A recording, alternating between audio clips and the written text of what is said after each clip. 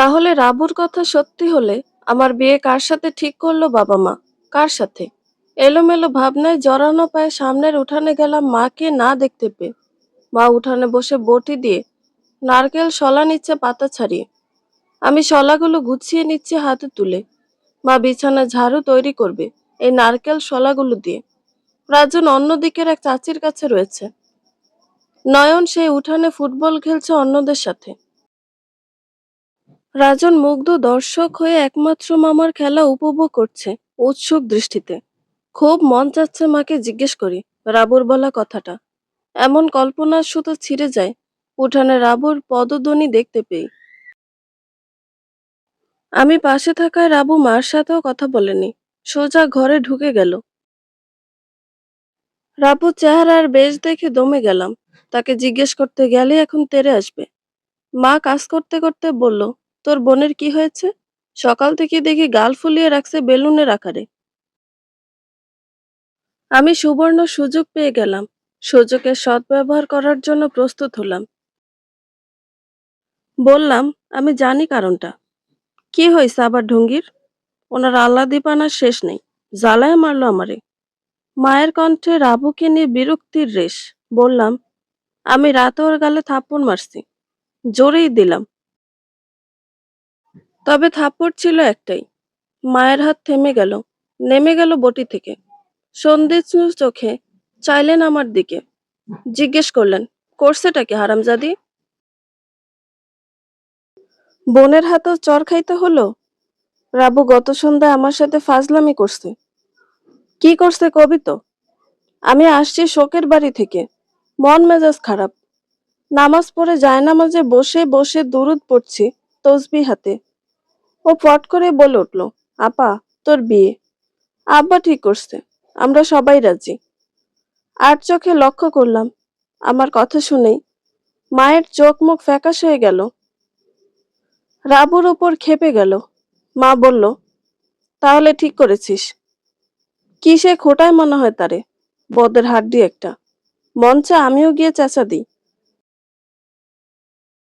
আমি তো ভাবছি রাবু আমার নামে বিচার দিবে তোমার কাছে, কিন্তু দেখলাম চুপ। বিষয়টা ব্রেনে ধরলো না মা। মা চুপ রইল। রাবু শুনতে পেল আমার কথা। উঠানে সে ঠোঁট উল্টে কপাল কুঁচকে বলল, আম্মার কাছে বলি নাই, তার মানে এই না আমি মিথ্যা কইছি। আমি তবদা খেলাম রাবুর কথা শুনে। নিমিষে মায়ের ফর্সা নাক মুখ লাল হয়ে গেল। মা বটি ফেলে উঠে গিয়ে রাবুর দুই গালে দুই থাপ্পড় বসিয়ে দিলেন। গজগজ করে রাবুকে বললেন, এই বান্দরনি, ফিডার খাস? কিসের পড়াশোনা করিস? সামান্য আক্কেল জ্ঞান নাই? কি বলছে তোর বাপে তোরে? পচা পুটি কোথাকার। পেটে কথা হজম হয় না। ঘর থেকে বাইর হইয়া যা বলছি। মায়ের কথা শুনে বুঝলাম রাবুর বলা সত্যি না হলেও মিথ্যে নয়। সত্য মিথ্যার মাঝামাঝি কিছু একটা হবে। রাবু দুই পা দিয়ে আছাড়ি পিছাড়ি করে মারতে লাগলো ঘরের টিনের বেড়ার মাঝে। আমি বিশেষ ঘাটালাম না রাবুকে। ক্ষেপানো ব্যক্তিকে দরদ দেখাতে গেলে প্রশ্রয় পেয়ে সে আরো বেশি ক্ষেপে যায়। উঠানের কাজ সব গুছিয়ে নিলাম। মা খোয়ারে হাঁস মুরগি ঢোকাতে ব্যস্ত হয়ে পড়ল। পুকুর ঘাটে গেলাম হাত মুখ ধোয়ার জন্য। পারল ভাবির সাথে দেখা হলো। ভাবি চোখে চাহনিতে কৌতুক খেলা করছে। নিচু গলা জানতে চাইলাম, এই ভাবি, কাল যে বললে আমার বিয়ে, আব্বা ঠিক করছে, এটা তুমি কিভাবে জানো? ভাবি চারদিকে নজর বুলিয়ে নিল। নেত্রপল্লব না ফেলে বলল, আমার দেবর মাহমুদ আমার কাছে চুপি চুপি বলছে তোকে বিয়ে করবে। প্রস্তাব পাঠাবে কাকার কাছে। সে তো তোরা আগে থেকেই লাভ করে। তাহলে বললে যে বাবা ঠিক করছে? ওটা বাড়ায় বলছে, কাকা জানেই না। মাইন্ড করিস না তুই। পারুল ভাবি চলে গেল। আমি ঘাটের উপরে সিঁড়িতে উঠে কিয়ৎক্ষণ দাঁড়ালাম। মুখ তুলে গগন পানে চাইলাম। মাথার ওপরে বিস্তৃত রক্তিম আকাশ, শারদীয় সাজলগ্ন, অপূর্ব, অকল্পনীয়, মন ভালো করার দৃশ্য। তবু মন ভার হয়ে রইল। পৃথিবীর সব সৌন্দর্য ম্রিয়মাণ লাগছে আমার কাছে। চারপাশের প্রকৃতিতে ভর করছে ক্রমশ গা ছমছমে নির্জনতা। হাঁটা ধরলাম পা বাড়িয়ে ঘরের দিকে। সন্ধ্যার পরে ইউটিউব ও গুগল ঘেঁটে নোটপ্যাডে পার্লারের জিনিসপত্রের লিস্ট লিখে নিলাম সিরিয়াল করে।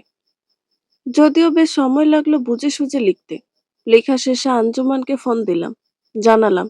সে বলল, রত্না, শোন দোস্ত, হুট করে কিছু কিনে ফেলিস না।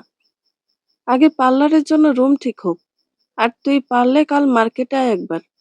এখানে আমার পরিচিত পার্লার রয়েছে। সরাসরি কথা বলবো তুই আমি। কি কি শুরুতেই লাগবে এবং কি কি পরে হলেও চলবে, এসব জেনে নিলে তোর জন্য সহায়ক হবে। ভালো বলছিস আঞ্জুমান, প্রাণ ঢালা ভালোবাসা নিশ্চয়। কিনবো না তো, জাস্ট লিখে রাখছি। কিনবো তো পরে। কাজ এগিয়ে রাখা বলে যাকে। কিছুক্ষণ কথা বলে আঞ্জুমান থেকে বিদায় নিলাম। মনের ভিতর উসখুস করছে বিয়ের বিষয়টা নিয়ে। মা বাবা যেহেতু নিজ থেকে কিছু বলেনি, বরং মনে হলে লুকিয়ে রাখছে কিছু, তাই তাদের জিজ্ঞেস করার বিষয়টা মাথা থেকে ঝেড়ে ফেলি। রাবু থেকে এই বিষয়টা ক্লিয়ার হতে হবে, কিন্তু রাবুকে এখন কিভাবে কোন মুখে জিজ্ঞেস করব, সেটা বড় প্রশ্ন। সব মিলিয়ে একটা বাজে কাণ্ড ঘটে গেল। বিচ্ছিরি অবস্থা। রাবুর জন্য মন পুড়ছে অতিরিক্ত ভাবে। বেচারি আমার জন্য দুজনের হাতে মার খেলো। ভারী অপ্রস্তুত অবস্থায় পড়ে গেলাম। ভেবে রাখলাম 2-3 দিন যাক, রাবু একটু নর্মাল হোক, তখন জেনে নেওয়া যাবে। এত অস্থির হয়ে এখন কোনো লাভ নেই। আমি ও রাবুর মাঝখানে রাজন ঘুমিয়ে আছে। রাবু কোনো কথাই বলছে না আমার সঙ্গে। বিছানার এক পাশ হয়ে ঘুমিয়ে গিয়েছে। আমার ঘুম আসছে না। সত্যি বলতে, সেই নিশিরাতের নিস্তব্ধতায় মাহমুদ ভাইয়ের কথাগুলো বারবার উকি ঝুঁকি দিতে লাগলো মনের আরশিতে। চাইলেও সরাতে পারছি না তাকে। ভোলার জন্য ঘুমের ট্যাবলেট ইপনিল খাই। তন্দ্রা ঘোরে, হেলে পড়ি অল্প সময়ের ব্যবধানে। পরের দিন রাজনকে মায়ের কাছে রেখে বেরিয়ে পড়ি। আঞ্জুমানের ফাস্ট ফুড দোকানে যাই। ও জোর করে অনেক কিছু খাওয়ালো। পরে ওকে নিয়ে সেই পার্লারে যাই। অনেক না জানা কিছু জানলাম। সঞ্চিত হলো নতুন অভিজ্ঞতা। 2 দিন পর রাতে মাহমুদ ভাই ফেসবুকে মেসেজ দিল, কেমন আছিস পানকৌড়ি? কবে দিবি ডুব সাঁতার? আসবি কবে আমার কাছে? আমাকে ছোটবেলা থেকে প্রকাশ্যে পানকৌড়ি বলে ডাকে মাহমুদ ভাই। আমি পুকুরে গোসল করতে নামলে এক ঘাটে ডুব দিয়ে আরেক ঘাটে গিয়ে ভেসে উঠতাম মরা মাছের মতো। এদিকে অন্যরা আমাকে পানিতে এদিক সেদিক চেয়ে খুঁজতো। মাহমুদ ভাই 2-4 দিন দেখে গিয়েছে।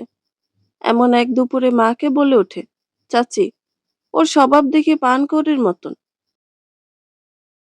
ডুব দিয়ে অন্য কোথাও গিয়ে ভেসে ওঠে। ওর নাম দিলাম আমি পানকৌড়ি। নামটা সুন্দর না চাচি? মা হেসে সায় দিত মাহমুদ ভাইয়ের কথায়। মায়ের বড় ছেলে নেই বলে মাহমুদ ভাইকে মা বেশি ভালোবাসে।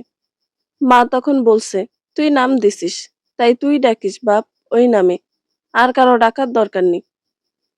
তখন মাহমুদ ভাই আমার চুলের ঝুঁটি ধরে টান মেরে, কি রে পানকৌড়ি, তোর নামের নিবন্ধন তো করে ফেললাম, তোর আপত্তি আছে? আমি 32 দাঁতের পাটি মেলে ধরে খিলখিলিয়ে হেসে উঠতাম। কিছুই বলতাম না। এক দৌড়ে অন্যদিকে ছুট দিতাম চঞ্চল চড়ুই পাখির মতো। এই গল্প আমার আজকালকার নয়, কিশোরী বেলার। আমি মেসেজ সিন করে চুপ করে আছি। খানিক পরে মনে যা আসলো লিখলাম। কিছু একটা ভেবে কেটে দিলাম। মাহমুদ ভাইয়ের আইডি থেকে পুনরায় মেসেজ এলো, এত সময় যা টাইপিং করেছিলি লিখে অ্যাগিন সেন্ড কর, কুইক। আপনি কি বেকার মাহমুদ ভাই? আর কোনো কাজ নেই? আমি টাইপিং করেছি, তাও ফলো করেছেন? আমি তোর চিরদিনের ফলোয়ার, জীবনের ফলোয়ার। ফলো যে করতেই হয় পানকৌড়ি। কে পানকৌড়ি? কিসের পানকৌড়ি? আমার সুন্দর একটি নাম রয়েছে, রত্না। তুই আমার যৌবনকালের উড়ন্ত পানকৌড়ি। তোতে মন ডুবছে সারাক্ষণ। তুই সকাল সন্ধ্যাকালে চুপটি করে বসে থাকিস আমার হৃদয় বৃক্ষ শাখে। তুই দুষ্টমিতে মেতে বরষার একলা দুপুরে শীষ দিয়ে যাস আমার সরস প্রেমের খেতে। মাহমুদ ভাইয়ের এই কাব্যিক নিবেদনে কি রিপ্লাই দিব বুঝে উঠতে পারলাম না। শুভরাত্রি বলে অফলাইনে চলে এলাম, কিন্তু নিজের অজান্তে অনাগ্রহে সুপ্ত চিত্তখানি তাকে নিয়ে কল্পনায় ফানুস উড়াতে লাগলো। একদিকে মাহমুদ ভাইয়ের আকুল করা হাতছানি, আরেকদিকে বাবা নাকি বিয়ে ঠিক করলো। মানসিক টানাপোড়েন ও দ্বিধাদ্বন্দ্বে ভুগতে লাগলাম। আহ, বেঁচে ওঠাই কঠিন থেকে কঠিনতর হয়ে যাচ্ছে আমার জন্য। দুদিন কেটে গেলে একটু একটু করে রাবু আমার সাথে কথা বলা শুরু করলো। তবে সেই পরিবেশটা আমিই ক্রিয়েট করেছি। রাবুকে বকে টেনে নিয়ে সরি বলেছি, এটা ওটা বানিয়ে সামনে নিয়ে গিয়েছি। রাবু বুঝতে পারলো আমারও ভুল ছিল না ওকে চড় মারাতে। 1 সপ্তাহ হলো ডিভোর্সের 3 মাস পূর্ণ হয়েছে। রাজনের বাবা আমাকে ফোন দিয়ে কখন কবে কোর্টে থাকতে হবে জানিয়ে দিল, এবং এও বলল সে এই সব কাগজপত্র গুছিয়ে রেডি করে রাখবে। আমি আচ্ছা বলে রাখলাম। গুরুত্বপূর্ণ কথার বাইরে একটি শব্দ সে উচ্চারণ করেনি। নিশ্চিত হলাম শিরিন তাড়া দিয়ে এটা করাচ্ছে, নয়তো কখন আবার সে আমাকে নিয়ে যায়, রিস্ক থেকে যায়। আজ একটি চিরবন্ধন আনুষ্ঠানিকভাবে ছিন্ন হবার দিন। ভিতরটা কেন জানি পুড়ে খাক হয়ে যাচ্ছে। আমার জন্য নয়, আমার রাজনের জন্য। ব্রোকেন পরিবারের সন্তান হয়ে সে বেড়ে উঠবে, বেঁচে থাকবে পিতৃ পরিচয়হীন হয়ে। ভাবতেই কলিজা মোচড় দিয়ে উঠল। আমরা সবাই গেলাম কোর্টে। সে এবং তার রিলেটিভ দুজন পুরুষ ছিল। আমি এদের তেমন চিনি না। আমি মুখ না ঢেকেই মাথায় হিজাব বেঁধেছিলাম। রাবু চোখের ইশারা আমাকে বলছে আশরাফুল নাকি বারবার আমার মুখের দিকে দেখছে। সে লেনদেন নিয়ে ঝামেলা করলো না, প্রাপ্য টাকা পুরোটাই দিল। রাজনের জন্য মাসান্তে খরচ কত দিবে তাও চূড়ান্ত হলো। আমি তার দিকে এক পলকও চাইনি, বরং সজাগ ছিলাম দৃষ্টি যেন না পড়ে। সেটাও নাকি সে পরখ করে দেখছে। এমন হীন আর কুৎসিত মানসিকতার মানুষের দিকে ভুল করে তাকাবার রুচিবোধ নষ্ট হয়ে গিয়েছে সেই কবে। সে হঠাৎ করে আমাকে অনুরোধের ভঙ্গিতে বলে উঠল, রত্না, আমি একটু কথা বলতে চাই তোমার সাথে একাকী। আমি প্রয়োজন মনে করি না একদম। বিরস কণ্ঠে অন্যদিকে চেয়ে বললাম, গলায় তেজের ঝাঁপি ঢেলে। সে মা বাবার কাছে মাফ চেয়ে আর্জি করলো আমাকে যেন বলে তার সাথে কথা বলতে। আমার পক্ষের কেউই তার ভুলানো কথায় গলে গেল না। আমি কোর্টে উকিলকে বললাম, আমি সাইন কোথায় করব? পেপারস দেন। সে অসহায়ের মতো মুখ করে মায়া মায়া কণ্ঠে আমাকে বলল, না রত্না প্লিজ, আমার কিছু কথা শোনো সাইন করার আগে। এটা কোনো দয়া দাক্ষিণ্য করার স্থান নয়। মানুষের দয়া হবে মানুষের জন্য, কোনো অমানুষের জন্য নয়। কোনো কাপুরুষের কথা শোনাও আমাদের সবার অন্যায় হবে। আমার অসহিষ্ণু কণ্ঠের বলিষ্ঠ কথাগুলো শুনেই উকিল পেপারস এগিয়ে দেখিয়ে দিল কোথায় কোথায় সাইন করতে হবে। সে আমাদের কারো কাছে এতটুকু আশ্রয় পেল না। কুলহারা মাছির মতো ঠায় দাঁড়িয়ে রইল। আমি সাইন করে দিলাম, সেও সাইন করে দিল নিরুপায় হয়ে। রাজনের উপরে তার কোনো দাবি নেই, সেটাও লিখিতভাবে জানিয়ে দিল। আসার সময় দেখলাম সে আমাকে ঘাড় ঘুরিয়ে পলকহীন চোখে দেখছে। তার সারা মুখে ছিল অনুশোচনার গাঢ় আবরণ। সম্পূর্ণ কাজ শেষ করে আমরা বাড়ি ফিরলাম শেষ বিকেলে। বাবা আমাদের সবাইকে বাইরে লাঞ্চ করালো। আমি খেতে না চাইলেও বাবার আদেশ অমান্য করার মতো সাহস ছিল না, তাই বাবার অনুগত বাধ্য কন্যা হয়ে খেতে হলো। ঘরে ঢুকেই রাবু বলল, আপা, তোর আগের মতো রূপ দেখে তার মাথা নষ্ট হয়ে গেল, তাই তোকে আবার ফিরে পেতে চাইছে। বুঝতে পেরেছিস? না বোঝার কিছুই নেই, আমরা সবাই এটা বুঝতে পেরেছি। রাবু বলল, যে পুরুষদের কাছে মনের চেয়ে রূপের কদর বেশি, রূপের পসরা দেখলেই যাদের যৌবন খলবলায় ওঠে, এমন কুরুচিপূর্ণ পুরুষদের সকাল বিকাল আসতে যেতে গুয়ে স্যান্ডেল দিয়া তাদের চাপকানো উচিত। ধুম করে আমার মুখ দিয়ে হাসি বেরিয়ে গেল রাবুর কথা শুনে। বললাম, ভালো বলছিস, লাইক কমেন্ট সবই দিলাম তোকে, যা। রাবু আমাদের সবার দিকে জিজ্ঞাসু দৃষ্টি তাক করলো। বলল, আচ্ছা, এই বেয়াদবটা কোনো শাস্তি পাবে না? মা রাবুকে বলল, তুই কি শাস্তি দিতে চাস? রাবু বলল, আমি কেন শাস্তি দিব, দিবে তো আপা। বাবা পাশ থেকে বলল, শাস্তি আমরা দিতে হবে না তাকে, আর কি লাভ হবে দিয়ে? মনে রাখবি, কাউকে দৌড়াতে গেলে একই সমান পথ তোরও দৌড়াতে হবে। হয়রানি আছে, সবুর করা আল্লাহর ওপর ছেড়ে দিতে হয়। তিনি সবচেয়ে শক্তিশালী বিচারক। তিনি ছাড় দেন, কিন্তু ছেড়ে দেন না। আমি বাবার কথায় মত প্রকাশ করলাম। রিভেঞ্জ অফ নেচার বলে একটা কথা আছে। যা অলরেডি সে পেয়েছে এবং হয়তো আরো পাবে। শুধু সময়ের অপেক্ষা। নিজের জন্ম দেওয়া সন্তান বড় হলে চোখের সামনে এখানে ওখানে দেখবে, কিন্তু তার মুখে বাবা ডাক শুনবে না। তাকে বুকে জড়িয়ে নিতে পারবে না। এটার উপরে আর কোনো শাস্তি বরাদ্দ থাকতে পারে না একজন পিতার জন্য। আর যে জন্ম ভিটা থেকে চিরদিনের জন্য অধিকার হারালো, উচ্ছেদ হলো, মৃত পিতার মুখ দেখতে পেল না, তেজ্য পুত্র তকমা এঁটে গেল তার জীবনে, এসব কি কম মনে করছিস? তার চেহারা সুরতের হাল দেখেছিস? আমাকে একদিন বলেছে, ভাঙাচোরা বেড়ার ঘরের মতো লাগে দেখতে।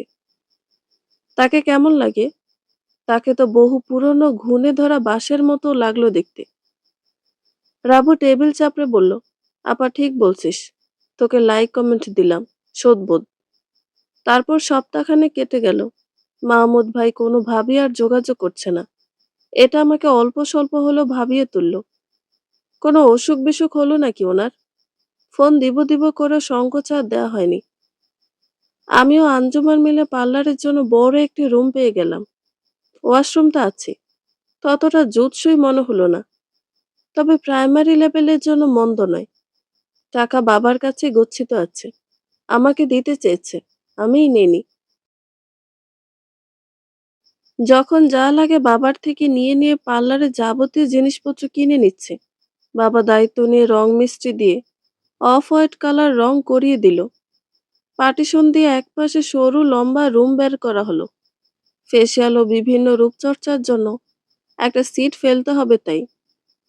পুরো রুম নতুনের মতো চকচক করছে। এভাবে 1 মাস লেগে গেল রুমটাকে পুরোপুরি লেডিস বিউটি পার্লারের উপযোগী করে তুলতে। নেম প্লেট রেডি, আকর্ষণীয় নাম দিলাম, অঙ্গসাজ। তবে যত যাই করছি, বিয়ের বিষয়টা ভুলিনি। এ নিয়ে বাবা ও মায়ের ওপরে আমার ক্ষোভ ও অনুযোগ রয়েছে। এটা মা ধরতে পেরেছে, যেহেতু আমি শুনেই গিয়েছি। এক সকালে মা আমাকে ডেকে নিল নয়নকে দিয়ে। বাবাও রয়েছে পাশে। মা বাবার উপস্থিতিতে বলল, মা শোন, তোর বয়স অল্প, যতই স্বাবলম্বী হোস না কেন, দিন শেষে একজন সঙ্গীর প্রয়োজন রয়েছে জীবনে। কে কতদিন বাঁচবে তা আগে থেকে কেউই বলতে পারবে না। পাশে দুটো ভরসার হাত থাকা দরকার। মাথার উপরে বটবৃক্ষের মতো একজনের নীরব বিচ্ছিন্ন ছায়ার দরকার। তোর আব্বা তোর বিয়ে ঠিক করেছে, তবে ফাইনাল হয়নি। তোর মতামত নিয়েই কথা দিবে তাদের। আর অবশ্যই বিয়ে হবে ইদ্যতে 4 মাস 10 দিন সম্পূর্ণ হওয়ার পরেই। তোকে আরো পরেই জানাতাম, কিন্তু রাবু বলে ফেলছে, তাই আমরাও জানালাম তোকে। পাত্রকে বাবা? আর যেই হোক, আমি আগে নিজে শক্তভাবে দাঁড়াই, তারপরে দেখা যাবে। পাত্র আমাদের অচেনা, আমিও দেখিনি। আমার এক ব্যবসায়িক বন্ধুর ভাইয়ের ছেলে, চট্টগ্রাম ব্যবসা করে নাকি। বিপত্নিক, স্ত্রী মারা গিয়েছে হঠাৎ করে, ছোট একটি কন্যা সন্তান রয়েছে। সব মিলে আমার কাছে ঠিকঠাক মনে হলো। সেও সন্তানের গুরুত্ব বুঝবে, তুই বুঝবি, যেহেতু দুজনেরই সন্তান রয়েছে। বাবা, আমি আপনার পছন্দকে সম্মান করি। আমি একবার পাত্রের সাথে দেখা করব, তারপর জানাবো। তাও এখন নয়, কয়দিন পর। মনের দিক থেকে আমি ভালো নেই বাবা। আচ্ছা সময় নে তুই মা, সমস্যা নেই। আর পার্লার কবে চালু করবি? এ মাসের শেষে মিলাদ দিব। তার পরের মাসের 1 তারিখ থেকে বিসমিল্লাহ বলে চালু করব। একজন বিউটিশিয়ানও রেডি, নাম সাংমা, পাহাড়ি মেয়ে, খুব ভালো। তাহলে আমি মিলাদ পড়ানোর জন্য হুজুরকে বলে রাখবো। আমাদের মসজিদের আতিক হুজুরকে বলবো। বাবা মায়ের সামনে থেকে সরে গেলাম। তাদের সামনে স্বাভাবিক থাকলেও আমার কেমন যেন বেশ খারাপ লাগছে। মাহমুদ ভাইয়ের কথা মনে পড়ছে। হঠাৎ করে ওনার কি হলো বুঝে উঠতে পারছি না। কারো কাছে বলতেও পারছি না। আমার নতুন কর্মজীবনের বিষয়টা ওনার অজানা। তার এটা জানার অধিকার আছে কাজিন হিসেবে। সে এই ভিতরে বাড়িও এলো না আর। আমি চাই মিলাদের দিন তিনি উপস্থিত থাকুক। যার জন্য আরাধনার মন্দির সাজিয়ে প্রতীক্ষার প্রহর গুনছে বসন্তের পর বসন্ত, সেই মাহমুদ ভাইয়ের প্রার্থনার হাত উঠুক। তার পানকৌড়িটার জন্য অলস দুপুরে মোবাইল বেজে উঠল। রাজনের বড় চাচি লায়লা ভাবির ফোন। সবার খোঁজ খবর নিলাম। এরপর উনি বিস্মিত স্বরে বললেন, শোন, ঘটনা তো রমরমা। তোর জন্য খুশির খবর এটা।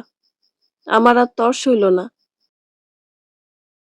ব্যস্ত সমেত হয়ে জানতে চাইলাম, কি হয়েছে ভাবি? আরে কি হইতে আর বাকি, সব খবর তো পাই। শিরিন এই বাড়ির ময়নারে বলে, ময়না এসে আমাদের বলে। ময়নারে শিরিন মানা করে আমাদের না বলার জন্য, কিন্তু ময়না বাদুনি আমাদের না বলে থাকতে পারে না। এই দুটার খাতির তো বহু আগ থেকেই। এদিকে আম্মার শারীরিক কন্ডিশনও ভালো না। ধর যত যাই হোক, মায়ের কাছে তো সন্তান। মন পড়ে ওই ইবলিশের জন্য। আজব ভাবি, আসল কথা না বলে সাইড কথায় চলে যাচ্ছেন। বলছি, শোন, শিরিন জিন্দিগি তো মা হইতে পারবো না। এবার বুঝুক, কত ধানে কত চাল। আর 12 মাসে বছর না, 18 মাসে বছর। আমি চমকে উঠলাম। একজন নারী কোনোদিন মা হতে পারবে না, এটা যে কত বড় শূন্যতা, কত বড় যন্ত্রণা সেই নারীর জন্য। আমি তো নারী, তাই আমি বুঝছি। বললাম, কি বলছেন ভাবি, সত্যিই তো? কিভাবে এটা শিওর হলো তারা? শিরিনের নাকি পিরিয়ড বন্ধ হয়েছে 5 সপ্তাহ চলে। এই ভিতরে তার তলপেট ব্যথা আরম্ভ হয়। পরে হাসপাতালে নেয়। টিউমার হয়েছে নাকি জরায়ের মুখে। তো জরায়ু নাকি কাইটা ফালায় দিতে হইছে।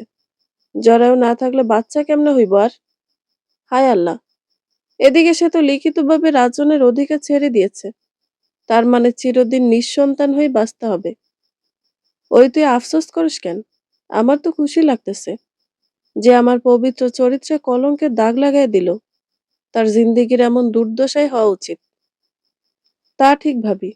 না, আমি কেবল একজন মেয়ে হয়ে অন্য একটা মেয়ের এই বিষয়টা অনুধাবন করলাম। এই শোন, খবর আরেকটা আছে। জালিমি নাকি বিদেশ নাকি যাইতে পারবো না আর। গার্মেন্টসে নাকি অল্প বেতনে চাকরি করে। রাহিম আবার বাসায় আছে। শিরিনও নাকি সুস্থ হইলে চাকরি করব গার্মেন্টসে। তার পরিবারের কেউই তার সাথে যোগাযোগ করে না। আসিল বাবার সংসারে রাজকন্যার মতন, আর এখন চলে রাহিম আপার বাসায় চাকরানির মতন। আহ, কি দুর্গতির জিন্দিগি হ্যাগো দুইজনের। ভাবির থেকে কথা বলে বিদায় নিলাম। প্রলম্বিত শ্বাস ফেললাম এই ভেবে, প্রতিটা মানুষের জীবনেই কোনো না কোনোভাবে উজানের ঢেউ আসে। উল্টো স্রোতের মতো ভেসে যায় জীবনের উজান ঢেউয়ের তরে। সাঁতরে টিকে থাকতে পারে কয়জন আমার মতো? দুমড়ে মুচড়ে যায় আশরাফুল ও শিরিনের মতো। টিকে থাকতে পারাটাই সফলতা, হেরে যাওয়াটাই চরম ব্যর্থতা। তাদের এই জীবনের জন্য তারাই দায়ী, তাই ছারকার হয়ে যাচ্ছে। কিন্তু আমার জীবনের জন্য আমি দায়ী নই। আমি নির্দোষ ছিলাম, নিরপরাধ ছিলাম, তাই আমি ঘুরে দাঁড়াতে পারছি। সময়, পরিবেশ, পরিস্থিতি এখন আমার অনুকূলে। কথায় আছে, সময় হলো অর্থ সম্পদের মতন। আজ তোমার, কাল আমার। কেবল সময়ের সদ্ব্যবহার করা জানতে হয়। মাকে সব জানালাম। মাও আফসোস করলো কিছুটা। এদিকে মনস্থির করলাম, পরের দিন মাহমুদ ভাইকে সরাসরি ফোন দিব। ফেসবুকে বোবা ভাষায় ডিটেলস বলা সম্ভব নয়। নিরালা দুপুরে মাহমুদ ভাইকে ফোন দিলাম, সালাম দিলাম। তিনি সালামের জবাব দিয়ে বললেন, অভিনন্দন পানকৌড়ি, নতুন জীবনে পদার্পণ করতে যাচ্ছিস, শুনে খুব ভালো লাগলো। আমি ধরে নিলাম হয়তো পার্লারের কথা মিন করেই এটা বলেছে। কারো কাছ থেকে শুনতেই পারে, এটা লুকোচুরির বিষয় নয়। আমি মুঠোফোনের এ প্রান্তে মৃদু হেসে বললাম, দোয়া করবেন আমার জন্য। মাহমুদ ভাই, আপনি কবে আসবেন বাড়িতে? তিনি অনুজ্জ্বল হাসি দিয়ে বললেন, দোয়া তোর একার জন্য নয় শুধু, তোদের দুজনের জন্যই। তা তোর হবু বরের নাম কি রে পানকৌড়ি?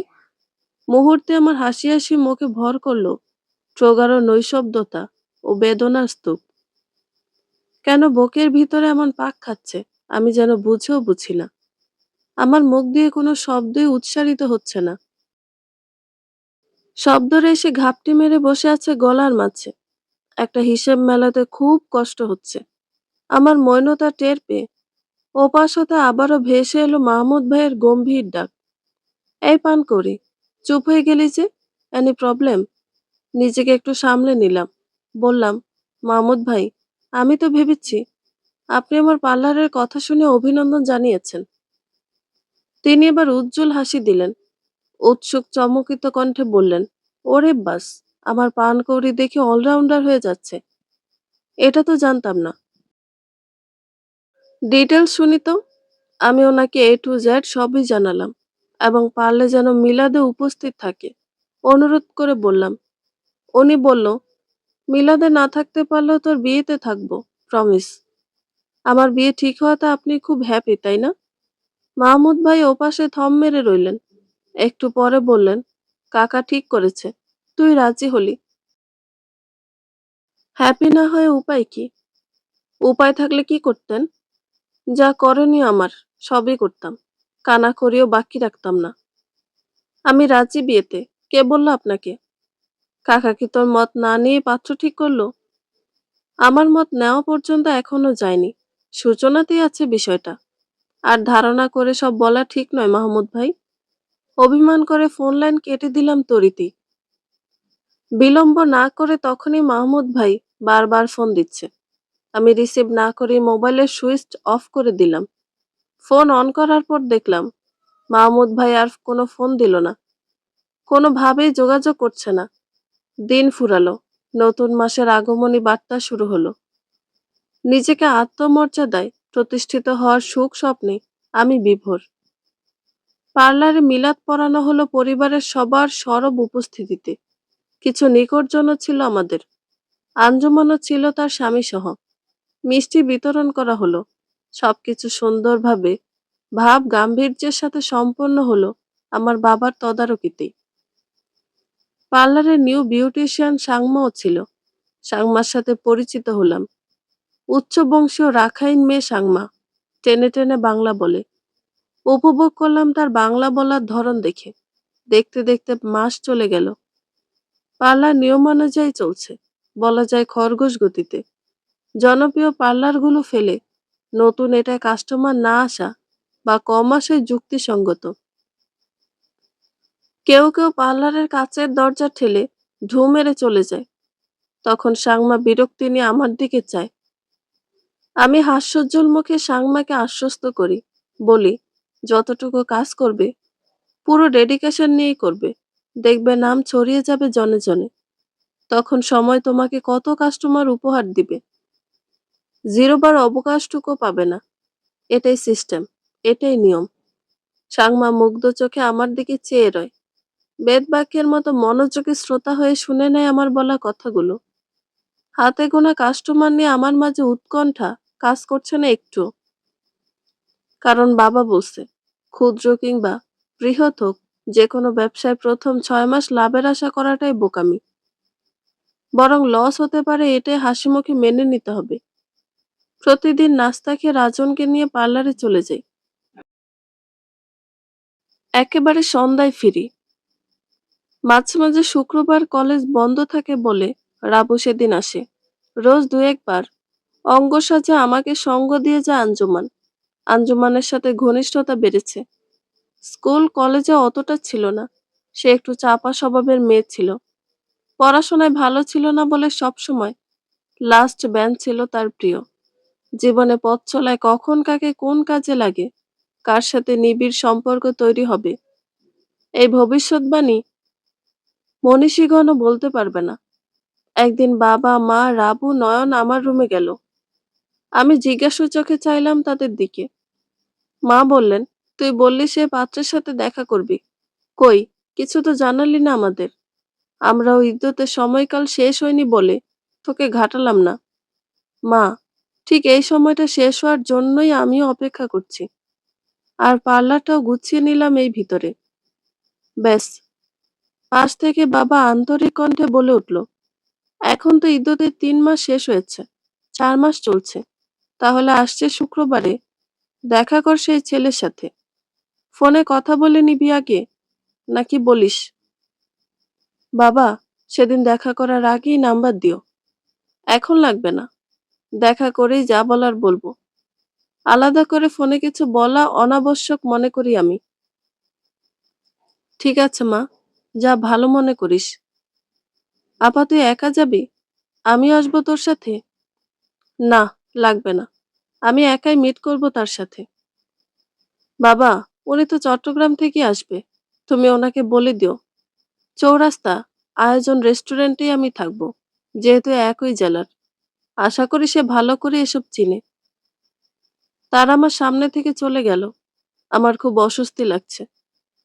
একা একজন মেয়ে হয়ে আননোন একজন পুরুষের সাথে দেখা করব, কিন্তু এছাড়া উপায় নেই। কাউকে পাশে রাখা যাবে না। আমি তাকে এমন ভাবে কিছু কথা বলবো যেন সে নিজ থেকেই বিয়ে ভেঙে দেয়, কিছু একটা বলে। কথায় আছে, যাকে একবার কুমিরে কামড়ায় সে ঢেকি দেখলেও ভয় পায়। তাই মন সায় দিচ্ছে না অন্য কারোর সাথে গাঁটছড়া বাঁধার। লাইফে অচেনা অজানা কাউকে সঙ্গী করব, এই সাহস আমার মাঝে বিলীন। বরং পুরুষকে নিয়ে ভয়, অবিশ্বাস, দ্বিধা, অনাগ্রহ, দুর্ভাবনা এসব আমাকে আঁকড়ে থাকে সবসময়। কি কথা বলবো তাও মনস্থির করে নিয়েছি। ঘটনাটি তার একদিন পরের। সময়টা শ্বাসক্ষণ ফুরিয়ে যাবার পর। আমি রাজনকে নিয়ে ঘরে পা রাখলাম মাত্র। আমার জ্যাঠাতো বোন আসমা হন্তদন্ত পায়ে ছুটে এলো আমাদের ঘরে। আমরা সবাই বুভুক্ষুর ন্যায় হাঁ হয়ে চেয়ে আছি আসমার মুখচ্ছবির দিকে। চাচি, রত্নাবু খবর পাইছ? না, কিসের খবর? অবাক কণ্ঠে বলল মা। রাজনের আব্বু গতকাল নাকি অ্যাক্সিডেন্ট করছে মারাত্মকভাবে, ঢাকা সায়দাবাদে, রাস্তা পার হতে গিয়ে। পঙ্গু হাসপাতালে ভর্তি নাকি এখন। শুনলাম আজ এক পায়ের হাঁটু পর্যন্ত কেটে ফেলেছে ডাক্তাররা। তুই এত খবর কিভাবে জানিস? মা জানতে চাইলেও চোখ কপালে তুলে। আমি স্ট্যাচু হয়ে একপাশে দাঁড়িয়ে রইলাম, কারণ নির্মম পরিণতি শোনার অধীর অপেক্ষায়। রাবু বসা থেকে তড়াক করে লাফিয়ে উঠল। বলল, মার হাবা, এই তো বিধির খেলা। মা রাবুকে হালকা ধমক দিল। আসমা বিপুল আক্ষেপের সুরে বলল, আমি রত্নাবুর শ্বশুরবাড়ির মায়ের থেকে শুনলাম। আমি মায়া শিরিন একই কলেজে ডিগ্রিতে পড়ি। শিরিনের সাথে মায়ার বন্ধুত্ব ছোটবেলা থেকে। যেহেতু তার খালার বাড়ির মেয়ে, সেই সুবাদেই তো সই পাতল দুজনে। আশরাফুল ভাই জীবনের জন্য পঙ্গু হয়ে গেল চাচি। কোনো কাজকর্মই নাকি আর করে খেতে পারবে না। রাবু চঞ্চন গলায় বলে ফেলল, এই আসমা আপা, কে বলছে পারবে না? বসে বসে ভিক্ষা করতে পারবে। টিভিতে দেখো না, ঢাকা শহরে ভিক্ষুকদের ইনকাম ফাটাফাটি। টাকা জমিয়ে নদীর ওপারে খোলা মোড়াতে জায়গাও কিনতে পারে তারা। মা গরম চোখে রাবুর দিকে চাইলেন, বললেন, কোনো মানুষকে নিয়ে এমন উপহাস করা ঠিক নয়, বুঝলি? তেদর মেয়ে কোথাকার। আজ যদি তোর বোন তার ঘরে থাকতো, তখন কি এসব বলতে পারতি? ইস রে, আমার বোন তার ঘরে থাকলে এমন হইতই না। সে ঢাকা কেন যেত? সে তো গ্রামে থাকা শেষ হলে আবার বিদেশ চলে যেত। সব আল্লাহর ইশারা। বুঝছো আম্মা? আসমা চলে গেল। আমার মাথা কেমন ঝিম মেরে আছে। মস্তিষ্কের প্রতিটি কোষে কোষে অজস্র পোকারা কিলবিল করছে। এমন অসহ্য লাগছে কেন বুঝি না। হৃদয়ের গভীর হতে কেবল একটা লম্বা দীর্ঘশ্বাস বেরিয়ে এলো। মা রাজনকে কোলে নিল। আমি ফ্রেশ হয়ে পোশাক চেঞ্জ করলাম। নিজের অজান্তে মাহমুদ ভাইয়ের কথা মনে হলো। চাইলে আমি মেসেজ দিতে পারি, কিন্তু আমি দিব না। এতে আমার দুর্বলতা প্রকাশ পাবে। উনি থাকতে পারলে আমি কেন পারবো না? আমি তো ওনাকে ভালোবাসিনি। স্বপ্নের বালুচরে ঘর বাঁধিনি। ভেবে ভেবে বিনিদ্র রজনী কাটাইনি। হোহ, চট করে শিরিনের কথা মনে হলো। আমার সাথে শিরিনের খুব ভাব ছিল।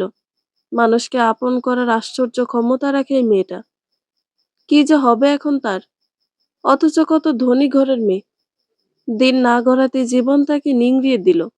পিষে ফেললো শিলপাটার মশলার মতো। ওহো, শিরিনকে কৌতুক করে একদিন বললাম, আপনি মাদ্রাসা থেকে ইন্টার পাস করেছেন, মানে আলিম পাস। এখন পড়তেছেন ফাজিলে, মানে বিয়ে। ভুলেও ফুল হাতা থ্রি কোয়ার্টার হাতা ছাড়া শর্ট হাতার কামিজ পরেন না। 5 ওয়াক্ত নামাজ পড়েন। মাথা থেকে কখনো ওড়না পড়ে না, নড়ে না।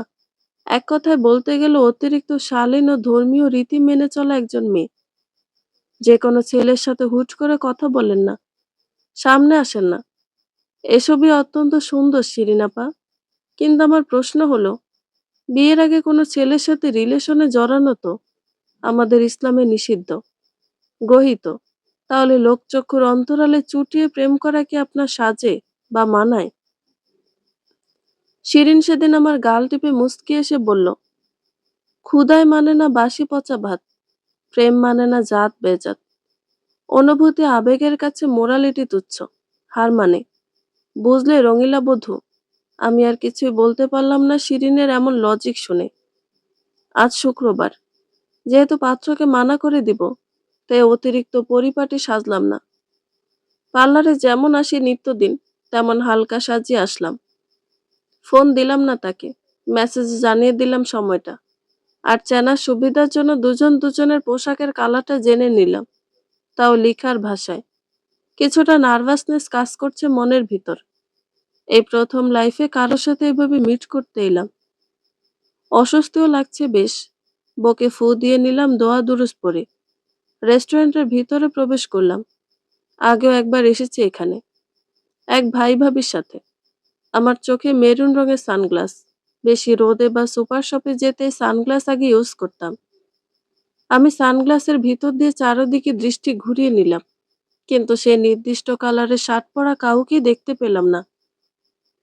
তবে কর্নারের গোল টেবিলটাতে দেখলাম একজন সুদর্শন ছেলে বসা। এক পাশ থেকে দেখা যাচ্ছে তাকে। কালো জ্যাকেট টি শার্ট, চোখে সানগ্লাস, হাতে দামি ঘড়ি জ্বলজ্বল করছে, পরনে ব্রাউন কালারের জিন্স, পায়ে সুন্দর ক্যাটস পরা। তার সামনে একগুচ্ছ ফুলের তোড়া, দেখতে ভালো লাগার মতো। একপাশে ঘুরে সে মোবাইলে কথা বলছে, তাই মুখ দেখতে পেলাম না, কণ্ঠ শুনতে পেলাম না। আমি তার পাশের টেবিলে গিয়ে বসলাম।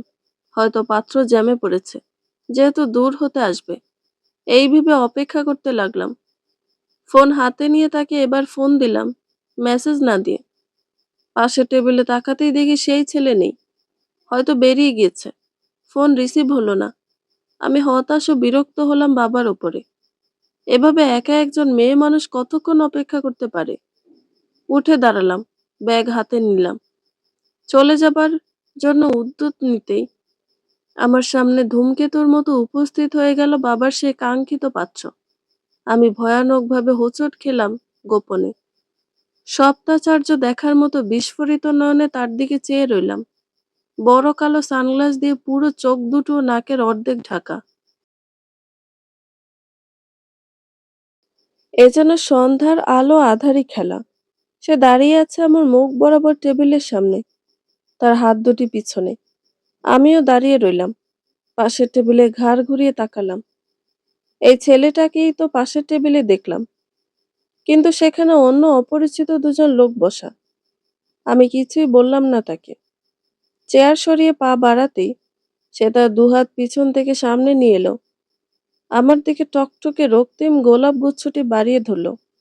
আমি হাত বাড়িয়ে নিলাম না, বরং অপরিচিত বিরক্তিকর দৃষ্টি নিক্ষেপ করলাম তার দিকে। সে এবার চোখ থেকে সানগ্লাস সরিয়ে নিল। স্থির দৃষ্টিতে অবিকল চেয়ে রইল আমার মুখপানে। আমি স্তম্ভিত হয়ে গেলাম তাকে দেখে। চেয়ার সরিয়ে পা বাড়ালাম চলে যাওয়ার জন্য। সে মুরগি ধরা চোরের মতো খপ করে আমার এক হাত ধরে ফেলল। দুষ্টমিষ্ট চোখে ইশারা দিল বসার জন্য। মুখে কিছু বলছে না। আমি দপ করে চেয়ারে বসে পড়লাম। সেও মুখোমুখি বিপরীত চেয়ারে বসলো এবার। গোলাপগুলো এগিয়ে ধরলো আমার দিকে। আমি নিলাম না। গোপনে ক্রোধে ফুঁসে উঠছে সমুদ্রের উত্তাল ঢেউয়ের ন্যায়। সব মাথার ওপর দিয়ে যাচ্ছে। বাবা কি গেম খেললো আমার সাথে? আসার কথা কি, আর এলো কে? সে টেবিলের দিকে একটু ঝুঁকে বসলো। যত্ন করে আমার দুহাত টেনে নিল। গোলাপ গুচ্ছটি জোর করে আমার হাতের মুঠোয় পুরে দিল। ভরাট অথচ কোমল কণ্ঠে বলল, নিরপরাধ ফুলের অপরাধ কি পানকৌড়ি? চেনা মানুষ থেকে ফুল নেওয়া নিষেধ নাকি? আমি তাতানো সুরে বললাম, এসব কি হচ্ছে মাহমুদ ভাই? আপনি এমন র‍্যাপ সেজে এখানে কেন? কাউকে দ্বিধায় ফেলার জন্য। যতটুকু পসিবল অচেনা গেট আপ নিলাম। দেখিস না চুলও উল্টো করে আঁচড়ানো। তোর পছন্দ হয়নি বুঝছি? উফস মাহমুদ ভাই, কৌতুক ছাড়েন। পাত্র কই? আপনি কেন এলেন? এই পাত্রকে তোমার পছন্দ হচ্ছে না পান করি? সেই পাত্র চরের জমিনে ধান কাটতে গিয়েছে। না, একদম হচ্ছে না। আপনার মধু মধু কথা ও আবেগ আমার কাছে টকটক লাগছে খুব। আমার তাতে কিছুই যায় আসে না। আমার হাত থেকে ফুল উপহার নিতে চাইলি না কেন? অন্য কেউ দিলে তো ঠিকই নিতি। এতই যখন বোঝেন, তখন কেন এলেন আমার সাথে দেখা করতে, এত ছল চাতুরি করে? আমি কারো সাথে দেখা করতে আসিনি, কাউকে দেখতে আসছি এবং সারপ্রাইজ দিতে আসছি। হাহ, আমার মাঝে দেখার কি আছে? অদ্ভুত। হ্যাঁ, অদ্ভুত। কিম্ভূত। লাল সাদা জমভূত আছে এই বাংলার গাছে গাছে। সব ভূত। কি আছে আর কতটা আছে তা কেবল এই মন জানে, এই হৃদয় জানে। আর কেউ জানতে হবে না। No need. আচম্বিতে এমন সিচুয়েশন আমি হজম করতে পারছি না। আবারও উঠে যেতে লাগলাম। মাহমুদ ভাই আস্তে করে ধমকে উঠলেন। বললেন, এখানে কোনো সিন ক্রিয়েট করবি না বলছি। বাইরে গিয়ে কিংবা বাড়ি গিয়ে যা ইচ্ছে করিস আমার সাথে। কি খাবি চুজ কর। ওয়েটার শুরুতেই মেনু লিস্ট দিয়ে গেল। বললাম, বিষ খাবো। দিতে পারবেন বিষ? তুই চাইলে আমি বিষ কেন, সবই এনে দিতে পারবো। পরে তিনি তার পছন্দ মতো মেনু অর্ডার করলেন। বললাম, আমাকে ঘটনা ক্লিয়ার করেন, নয়তো খাবো না। খেয়ে নে আগে, পরে ডিটেলস বলছি। আপনি তো পজিটিভ কেন আমার প্রতি? কপাল ভাঁজ করে বললাম মাহমুদ ভাইকে, তুই আমার আজন্ম অধিকার, তাই তোর সংসার টেকেনি আমি পাবো বলেই। বিধাতা চায়নি এক মহাপ্রেমিকের বিশুদ্ধ লাভ বিফলে যাক এভাবে। তাই সময় এখন আমার অনুকূলে চলে এসেছে। লাচ্ছি ও শর্মা খেয়ে আমি বাইরে চলে এলাম। উদ্দেশ্য পার্লারে যাব। রিক্সা খুঁজছি। মাহমুদ ভাই পিছন দিয়ে এসে পাশে দাঁড়ালেন। বললেন, বিল দিতে গেলাম, অমনি ফাঁকি দিয়ে না বলে বেরিয়ে গেলি? তুই আসলেই একটা পান করি। চল, তোর পার্লার দেখব। ভিতরে যাওয়া যাবে একটু? দেখব কেমন কি করেছিস। উনি রিক্সা ডেকে উঠে বসলেন। আমি উঠতে যাচ্ছি না, দাঁড়িয়ে আছি। মাহমুদ ভাই কৌশল করে আমাকে ডাকলেন, এই রত্না, ওঠো না। মামি ওঠেন না। রোদের মধ্যে মামা বসে আছে, বলল রিক্সাওয়ালা। আমি রিক্সায় উঠে বসলাম। চোখ কটমুটিয়ে চাইলাম মাহমুদ ভাইয়ের দিকে। চোখের পলক না ফেলতেই মাহমুদ ভাই চোখ টিপ মারলেন আলতো হেসে। নীরস ভঙ্গিতে বললাম, বলেন তো মূল কাহিনী, কিভাবে কি হলো? আমার ভীষণ অস্বস্তি ও অসহ্য লাগছে। কাকে? আমাকে? না পুরো পরিস্থিতিটাকে? সবকিছুকেই? তার মানে এর ভিতরে আমিও আছি? যা বোঝেন আপনি, এবার বলেন। শোন, বাড়িতে গিয়ে এটা কাকা ও চাচির থেকে শুনে নিস। আপনি বললে কি সমস্যা? আমি তোকে দেখার পর সব ভুলে বসে আছি। রিক্সা থেকে নেমে ওনাকে নিয়ে পার্লারে ঢুকলাম। উনি খুঁটিয়ে খুঁটিয়ে সব দেখলেন উৎফুল্ল চিত্তে। বললেন, আমি স্যাটিসফাইড তোর এমন উদ্যমতায়।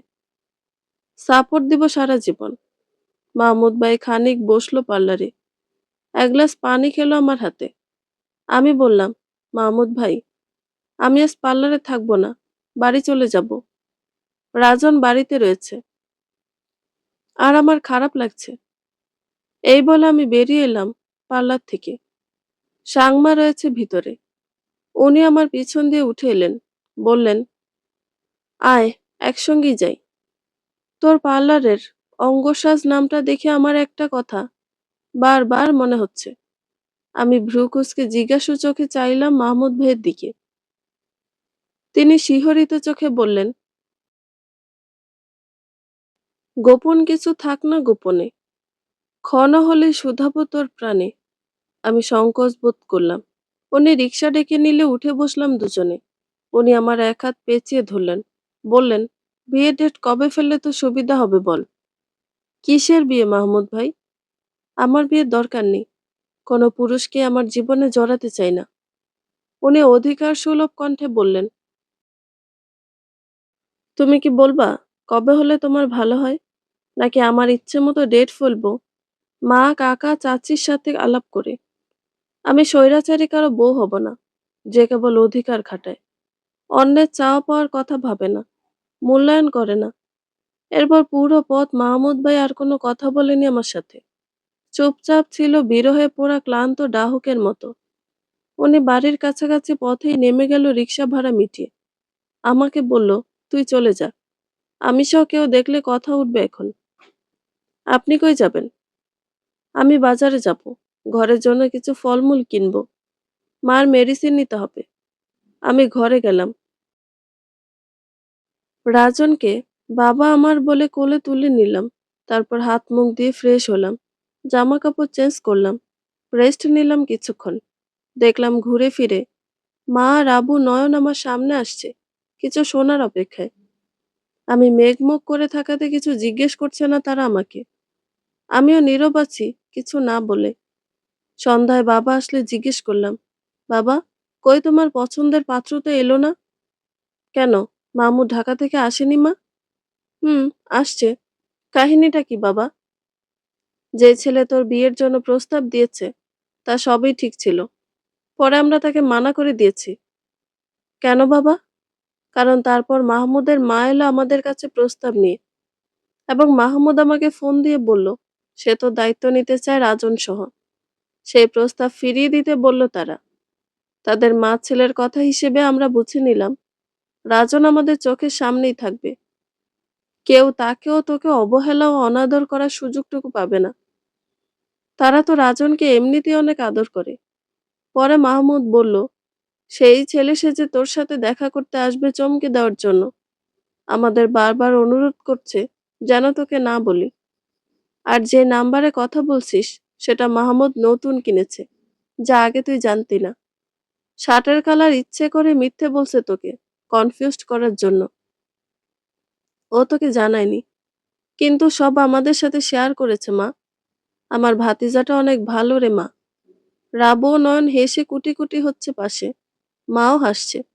আমি বাবাকে আরো বললাম, আমার অনুমতি নেওয়ার প্রয়োজন মনে হয়নি তোমাদের কারো কাছে? পাশ থেকে রাবু ও মা বলল, আমরা এটা মাহমুদকে বলেছি ভালো করে। সে বলল, তুই নাকি লজ্জায় প্রকাশ করিস না, কিন্তু তুইও তাকে চাস, পছন্দ করিস। মাহমুদ ভাই এমন মিথ্যা বানোয়াট কিছু বলতে পারলো? আমি কাউকে বিয়ে করব না, কাউকেই না। ক্রোধান্বিত হয়ে রুমে গিয়ে দরজা বন্ধ করে দিলাম। রাতে ভাত খেলাম না, মাহমুদ ভাইয়ের ওপর অভিমান করে। তার পরের দিন দুপুরে বাড়ির দুজন মহিলা এলো আমাদের ঘরে। টনটনে গলায় মাকে বলল, ছি, রত্নার মা এসব কি শুনতাছি? কি হয়েছে ভাবি? বিস্মিত স্বরে জিজ্ঞেস করলো মা। কি হইতে আর বাকি, বাড়ির নাম কাম সব ডুবলো এবার।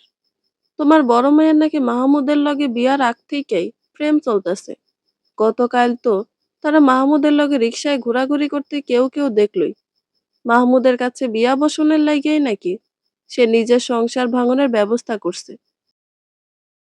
কি সিনালগিরি শুরু হইল দুনিয়াতে! আল্লাহ, রহম করো। শুনে মা ক্ষিপ্র গতিতে গর্জন করে উঠল তাদের উদ্দেশ্যে। আমি চূড়ান্ত সিদ্ধান্ত নিয়ে নিলাম। আর যাই হোক, মাহমুদ ভাইকে বিয়ে করা যাবে না কিছুতেই। নয়তো মানুষের ধারণা ও বাস্তব মিশে একাকার হয়ে যাবে, জল ও নুনের মতো। মানুষ চারদিকে রিউমার ছড়িয়ে দিবে, একলাই রব আজীবন। আমি রুমের ভিতর থেকে তাদেরকে বলা মায়ের তেজস্বী বাক্যগুলো শুনছি। মা তাদের বলছে, আপন জ্যাঠাতো ভাইয়ের সঙ্গে রিকশায় চড়া কোনো দোষ হতে পারে না। সারা বাড়ির কেউই এই নিয়ে কিছুই বলল না। তোমরা কেন বলছো? বুঝি না মনে করছো? আর আমার মেয়েকে তার স্বামী স্বইচ্ছায় ছেড়ে দিয়েছে, কারণ সে তার খালাতো বোনকে বিয়ে করেছে রিলেশন করেই। রত্নার সাথে মাহমুদের কোনো রিলেশন আগে ছিল না, এখনো নেই। মাহমুদ রত্নাকে পছন্দ করে, রত্না স্কুলে পড়ার সময় থেকে। মাহমুদ রত্নাকে আগেও বিয়ে করতে চেয়েছে, এখনো চাচ্ছে, এবং তাদের দুজনের বিয়ে ঠিকও হয়েছে আমাদের দুই পরিবারের সম্মতিতে। মা কথাগুলো বলে থামলো। এ ঘর ও ঘর হতে কয়েকজন মানুষ আমাদের উঠানে এগিয়ে এলো, তবে কেউই মুখে রা টুকু করছে না, নীরব দর্শক ও শ্রোতা হিসেবে দাঁড়িয়ে আছে। সেই দুজনের একজন রুষ্ট কণ্ঠে বলে উঠল, ও, তাহলে এই কাহিনী? না, তলে তলে গজার মাছ। মাহমুদের বাপ নাই, মা সাদা সিধা। সে শহরে ব্যবসা করে, ভালো আয় রোজগার করে। এই সুযোগে মাইয়ারে লেলাই দিলা মাহমুদের পিছনে। ওনার কথা শেষ না হতে মাহমুদ ভাইয়ের বজ্র কণ্ঠ আমার কর্ণগোচর হলো। আমি জানালার ফাঁক দিয়ে লুকিয়ে উঠানে তাকালাম। দেখলাম মাহমুদ ভাই তাদের কাছাকাছি দাঁড়িয়ে, তার সারা মুখে ভয়ার্ত রূপ, চোখ দুটো নেশাগ্রস্তের মতো লাল হয়ে আছে, ঘাড়ের রগগুলো ফুলে টান টান হয়ে আছে। তারা মাহমুদ ভাইকে দেখে ভূত দেখার মতো ঘাবড়ে গেল। মাহমুদ ভাই বাড়িতে আছে এটা জানলে তারা কোশমিন কালেও আমাদের দুয়ারে পা রাখতো না, উচ্চস্বরে কথা বলার সাহসও দেখাতো না। মাহমুদ ভাই শক্ত চোয়ালে দাঁত কিরমিরিয়ে রাশভারী কণ্ঠে তাদের দিকে চেয়ে বলছে, আপনারা দুজন মহিলা মানুষ, আমার মায়ের বয়সী, সম্পর্কে চাচি হন আমার।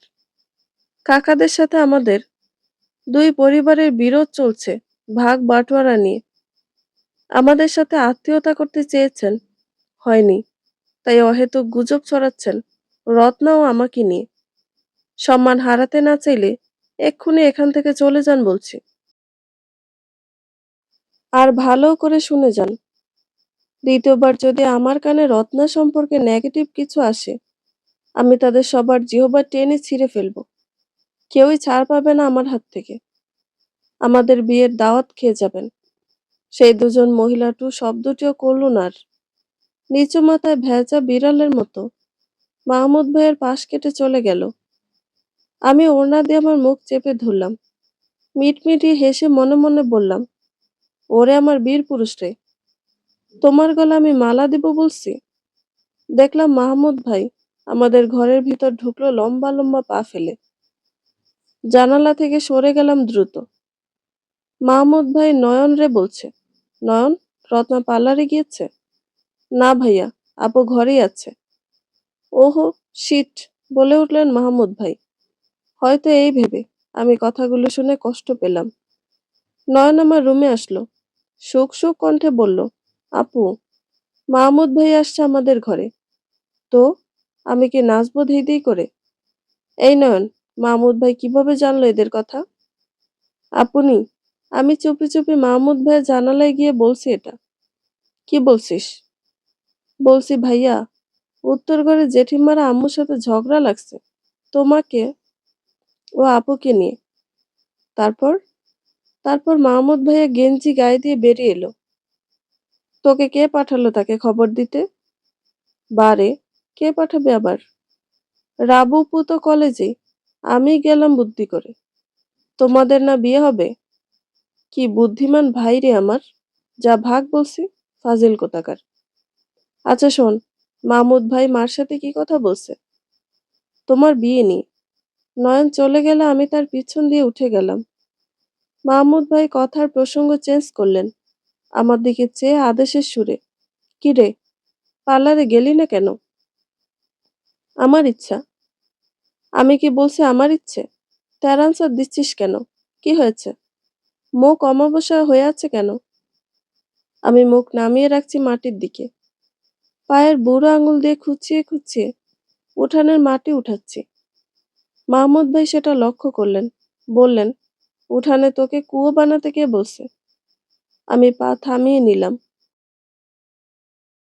একটু পরেই মা, নয়ন মাহমুদ ভাইকে শুনিয়ে মিনমিনিয়ে বলল, আমি জেঠিদের সব কথা শুনেছি। আমার লাইফে কাউকে দরকার নেই। সারা জীবন আশেপাশের মানুষ বাঁকা চোখে দেখবে, নিন্দা করে কথা শোনাবে। এত অপমান নিয়ে ভালো থাকা যায় না বলে দ্রুত পদে তাদের সম্মুখ ত্যাগ করলাম। মাহমুদ ভাই মাকে বলছে, চাচি, ও এটা কি বলল? এই রত্না, শোন বলছি, বলে আমার পিছু নিল। আমি দরজা ভিড়িয়ে দিতে গিয়ে ব্যর্থ হলাম ওনার বাহুশক্তির কাছে। উনি রুমের ভিতরে ঢুকে দরজা বন্ধ করে দিলেন। আমার মাথায় রাগ চড়ে গেল তখন। মাহমুদ ভাইয়ের দিকে রোষপূর্ণ দৃষ্টি ফেললাম। কাল রিকশায় চললাম, তাতেই এত কিছু। আর এখন দিনে দুপুরে আপনি আমার রুমে, কেউ দেখলে কি ভাববে? ছি, বেরিয়ে যান বলছি। আমি ড্রেস চেঞ্জ করব, বের হব। আমার সামনে চেঞ্জ করবি তুই? কারণ আমি তোর ফিয়ন্সে এখন, উদ্ধত স্বরে বলল মাহমুদ ভাই। তখন আমি নিজের ওপর কন্ট্রোল রাখতে পারিনি। মাহমুদ ভাইয়ের দিকে একটা কাচের গ্লাস ছুঁড়ে মারি, টেবিলের উপর থেকে নিয়ে। উনি ক্যাচ ধরার মতো গ্লাসটি ধরে ফেলল। হেসে দিয়ে আমাকে মানানোর ভঙ্গিমায় বলল, আরে আরে, করে কি? এই তোর মাথায় গোবর নাকি? তুই কিসের নারী উদ্যোক্তা হবি? আর অন্য কেউ বলছে এসব? তারা কেন বলছে এসব? তা তুই যেমন জানিস, আমিও জানি, পুরো বাড়ির সবাই জানে। থার্ড পার্সনের কথা ধরে বসে থাকলে লাইফে কিছুই করতে পারবি না। যেই লাউ সেই কদুই রয়ে যাবি। হ্যাঁ, হইছে। আমার মাথায় সব গোবর। আমি কদু বনাম লাউ। এবার রক্ষা করেন আমাকে। যান তো প্লিজ, লেট হয়ে যাচ্ছে। গোবরকে সারে রূপান্তরিত করতে হবে আমার কাছে নিয়ে, নয়তো তোর ভবিষ্যৎ অন্ধকার। তাতে আপনার কি? হেয়ালি করে বললাম, আমার কি মানে? আমারই তো সব। গ্লাস এটা যে মারলি, যদি আমার কপালে পড়তো। দস্যি মেয়ে কোথাকার। এই বলে উনি আমার খুব কাছে চলে এলেন, ঘনিষ্ঠভাবে দাঁড়ালেন গা ঘেঁষে। আমার কপালে উড়ে আসা বেপরা চুলগুলোতে হাত দিয়ে কানের পিছনে গুজে দিলেন। হাতে 4 আঙুলের উল্টো পিঠ দিয়ে আদরে স্পর্শ দিলেন গালের এক পাশে। গালের ওপর হতে আঙুলগুলো বুলিয়ে নিলেন চিবুক পর্যন্ত। আমি আবেশিত হয়ে চোখ বন্ধ করে ফেললাম। বুক ধড়ফড় করছে আমার বিদ্যুৎ গতিতে। হার্টবিট বেড়ে গেল। মাহমুদ ভাই আমার কানের কাছে মুখ নিয়ে ফিসফিসিয়ে বললেন, পান করি? তুমি যে আমাকে লাইক করো, লাভ করো, মিস করো, ফিল করো, তাই এই মুহূর্তে প্রমাণ হয়ে গেল।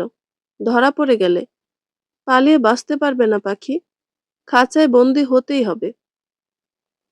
সো বাহানা দেখিয়ে লাভ নেই। তুমি আরেকটু আত্মনির্ভরশীল হয়ে ওঠো, তারপরেই বিয়ে হবে। বিকেলে ঢাকা চলে যাব, মেসেজ দিও, কথা হবে। Take care. এরপর মাহমুদ ভাই চলে গেল রুম থেকে। আমি আবার দরজা বন্ধ করে দিলাম। কেমন উদাস উদাস লাগছে। ভাবছি সত্যিই তো, আমিও তো মাহমুদ ভাইকে এখন পছন্দ করি। অযথাই ছেলে মানুষই করি, অকারণে হেয়ালি করি। মনে মনে নিজের ওপর বিরক্ত হলাম। তবে আগে পার্লারটা একটা অবস্থায় যাক তারপর। রাজন এলোমেলো পায়ে আমার কাছে এলো। তাকে বুকে জড়িয়ে ধরে শুয়ে রইলাম। মা এসে জিজ্ঞেস করলো, মাহমুদ ভাইয়ের সাথে কি কথা হলো? মাকে আশ্বস্ত করলাম সব ঠিক আছে বলে। মা মনে মনে শুকরিয়া আদায় করলেন। মায়ের অভিব্যক্তি তাই জানান দিচ্ছে। সেদিন আর বের হলাম না।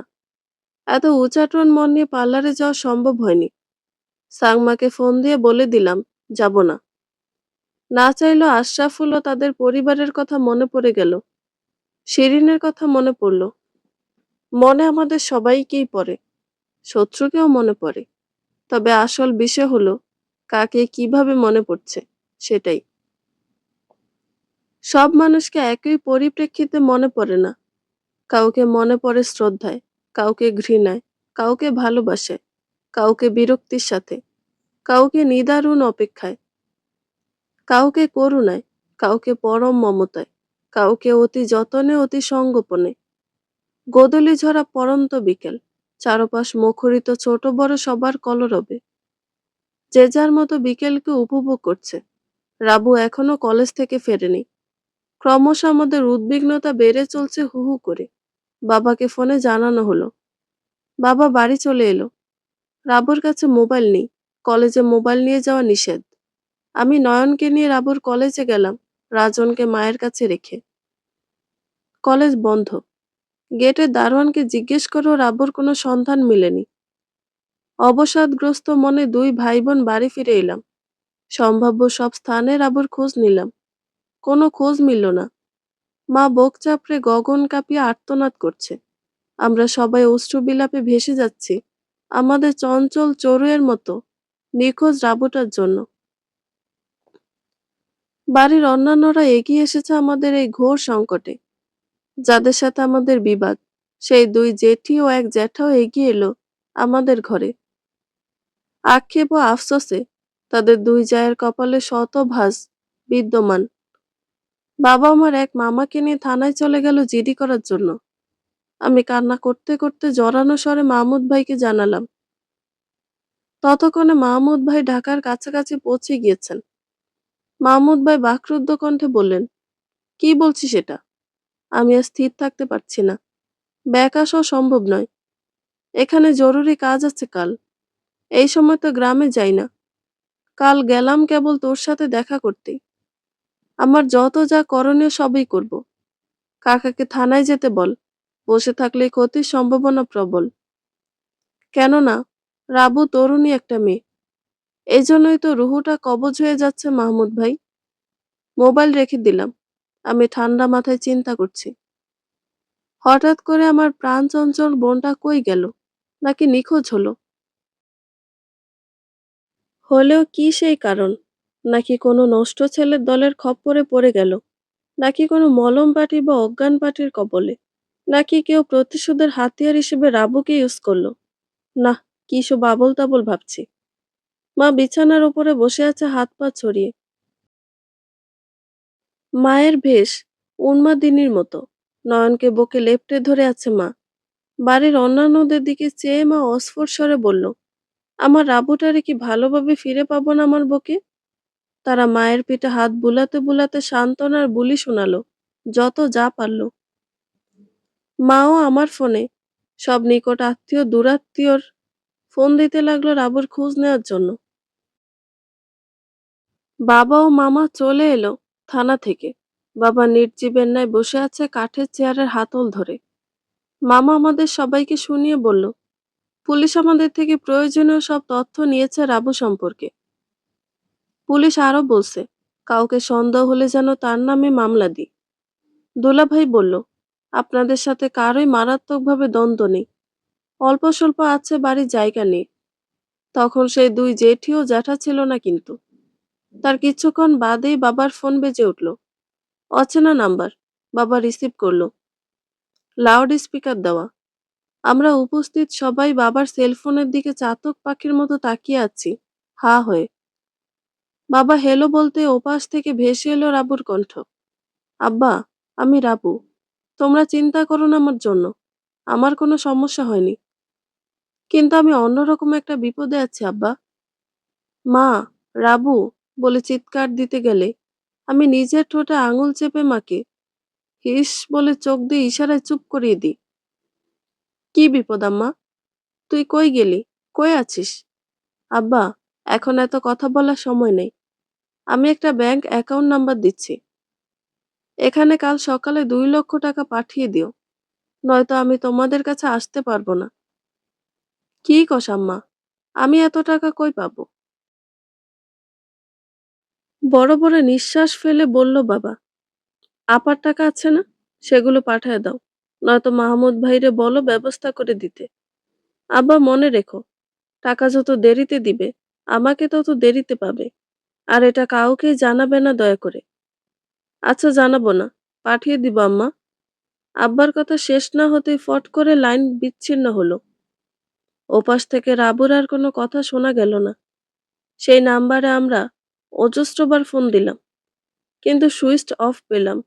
বাবার মোবাইলে একটা বেসরকারি ব্যাংকের অ্যাকাউন্ট নাম্বার এলো মেসেজের মাধ্যমে। আমরা সবাই নির্বাক হয়ে গেলাম। বাড়ির ছোট বড় যারা ছিল তারা সবাই হাই হুতাশ করতে করতে বেরিয়ে গেল। মামা বাবা মায়ের অনুমতি ক্রমে মাহমুদ ভাইকে সব জানালাম। মাহমুদ ভাই বলল, তোরা এত অধৈর্য হোস না। অ্যাকাউন্ট নাম্বারটা আমাকে হোয়াটসঅ্যাপে দে এবং ফোন আসা নাম্বারটাও দিয়ে রাখ। আর তোর টাকা হাত দিতে হবে না। টাকা আমি ব্যবস্থা করে দিব। আমি উৎকণ্ঠ ও ভীরু কণ্ঠে বললাম, সত্যি সত্যি 2 লক্ষ টাকা সে অ্যাকাউন্টে পাঠিয়ে দিবেন? তিনি অসহিষ্ণু কণ্ঠে বললেন, অদ্ভুত তো, রাবুর চেয়ে 2 লাখ টাকা বেশি। একজন মানুষের জীবনের চেয়ে কখনোই অর্থ বেশি মূল্যবান হতে পারে না। মনে রাখবি, অর্থ সম্পদ মানুষের জন্য, মানুষ অর্থ সম্পদের জন্য নয়। তোরা স্বাভাবিক থাকার চেষ্টা কর। কাকা ও চাচির দিকে খেয়াল রাখিস। আমি এদিকটা দেখছি। এবং রাবুকে নিয়ে কালই বাড়ি ফিরব, যত দ্রুত সম্ভব। আমরা সবাই একে অপরের সঙ্গে দৃষ্টি বিনিময় করলাম। রাবু পরিস্থিতি নিয়ে আমাদের জল্পনা কল্পনার অন্ত নেই। নানান প্রশ্ন, বহুমুখী জিজ্ঞাসা নিজেরা নিজেদের করছি। মামা বলল, মাহমুদ ছেলেটা বিচক্ষণ ও দূরদর্শী।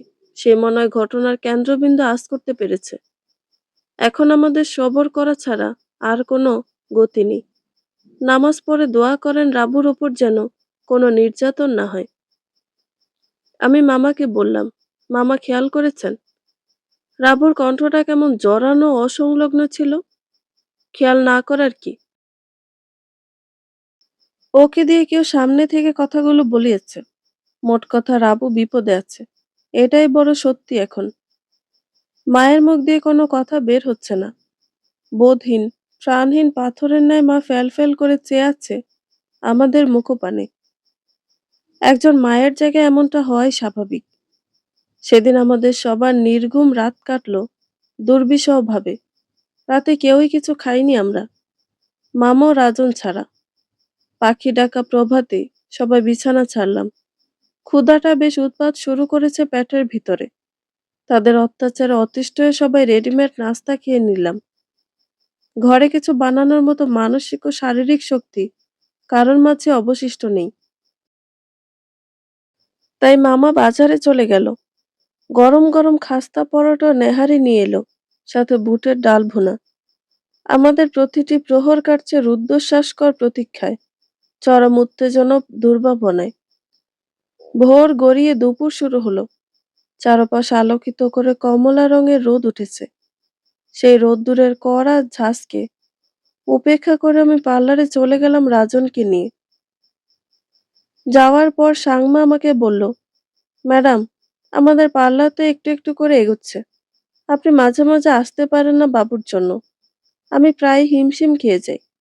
কাস্টমার অপেক্ষা করে একজন দেখে চলে যায় কাজ না করিয়েই। এতে পার্লারের রেপুটেশন খারাপ হয়ে যাবে। তো কি করতে বলছো সাংমা? বলছিলাম কি, আরেকজন বিউটিশিয়ান হলে একদম ঠিক হয় এখন। তখন আপনি না আসলেও চলবে। কোথায় পাবো বিশ্বস্ত মেয়ে? আপনি দায়িত্ব দিলে আমি খুঁজে বের করতে পারবো ম্যাডাম। বলে একটু সময় ভাবলাম। দেখলাম সাংমার বলাটা অমূলক নয়। সামনে বিয়ে হলো, পার্লারে রোজ সময় দেওয়া যাবে না। আর বেতন আপাতত জমা টাকা থেকে চালিয়ে নিব। ব্যবসা দাঁড় করাতে হলে শুরুতে ঢালতে হয় পকেট থেকে। কথায় আছে, টাকায় টাকা আনে। টাকা না খরচ করতে পারলে টাকা কখনো ধরা দেয় না হাতের মুঠোয়। এমন ভাবনা শেষে মিনিট পাঁচেকের ব্যবধানে বললাম তাকে, ঠিক আছে, তুমি খুঁজে একটা মেয়েকে জয়েন দিয়ে দাও, সমস্যা নেই।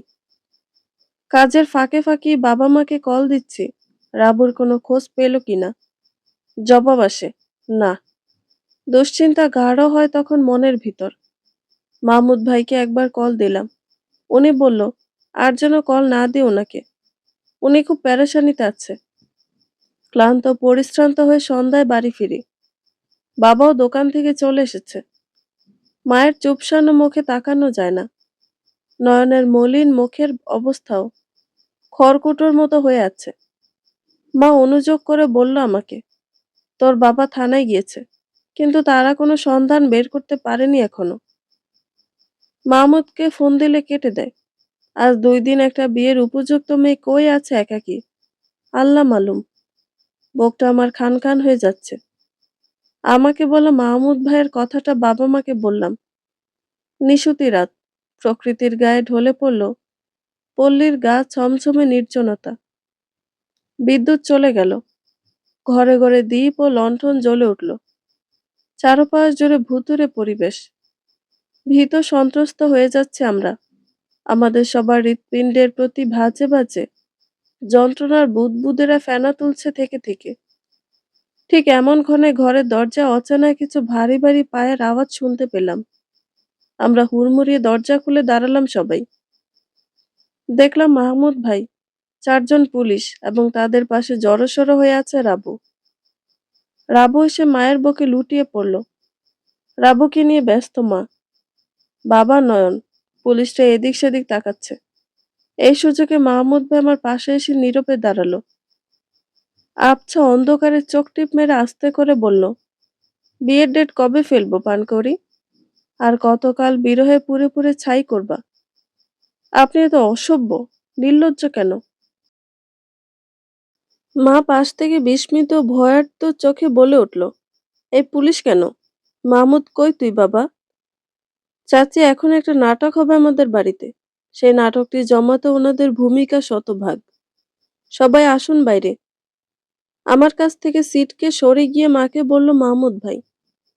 চিন্তাগ্রস্ত কণ্ঠে মা জানতে চাইল, কিসের নাটক বাবা? কিছুই তো বুঝতেছি না।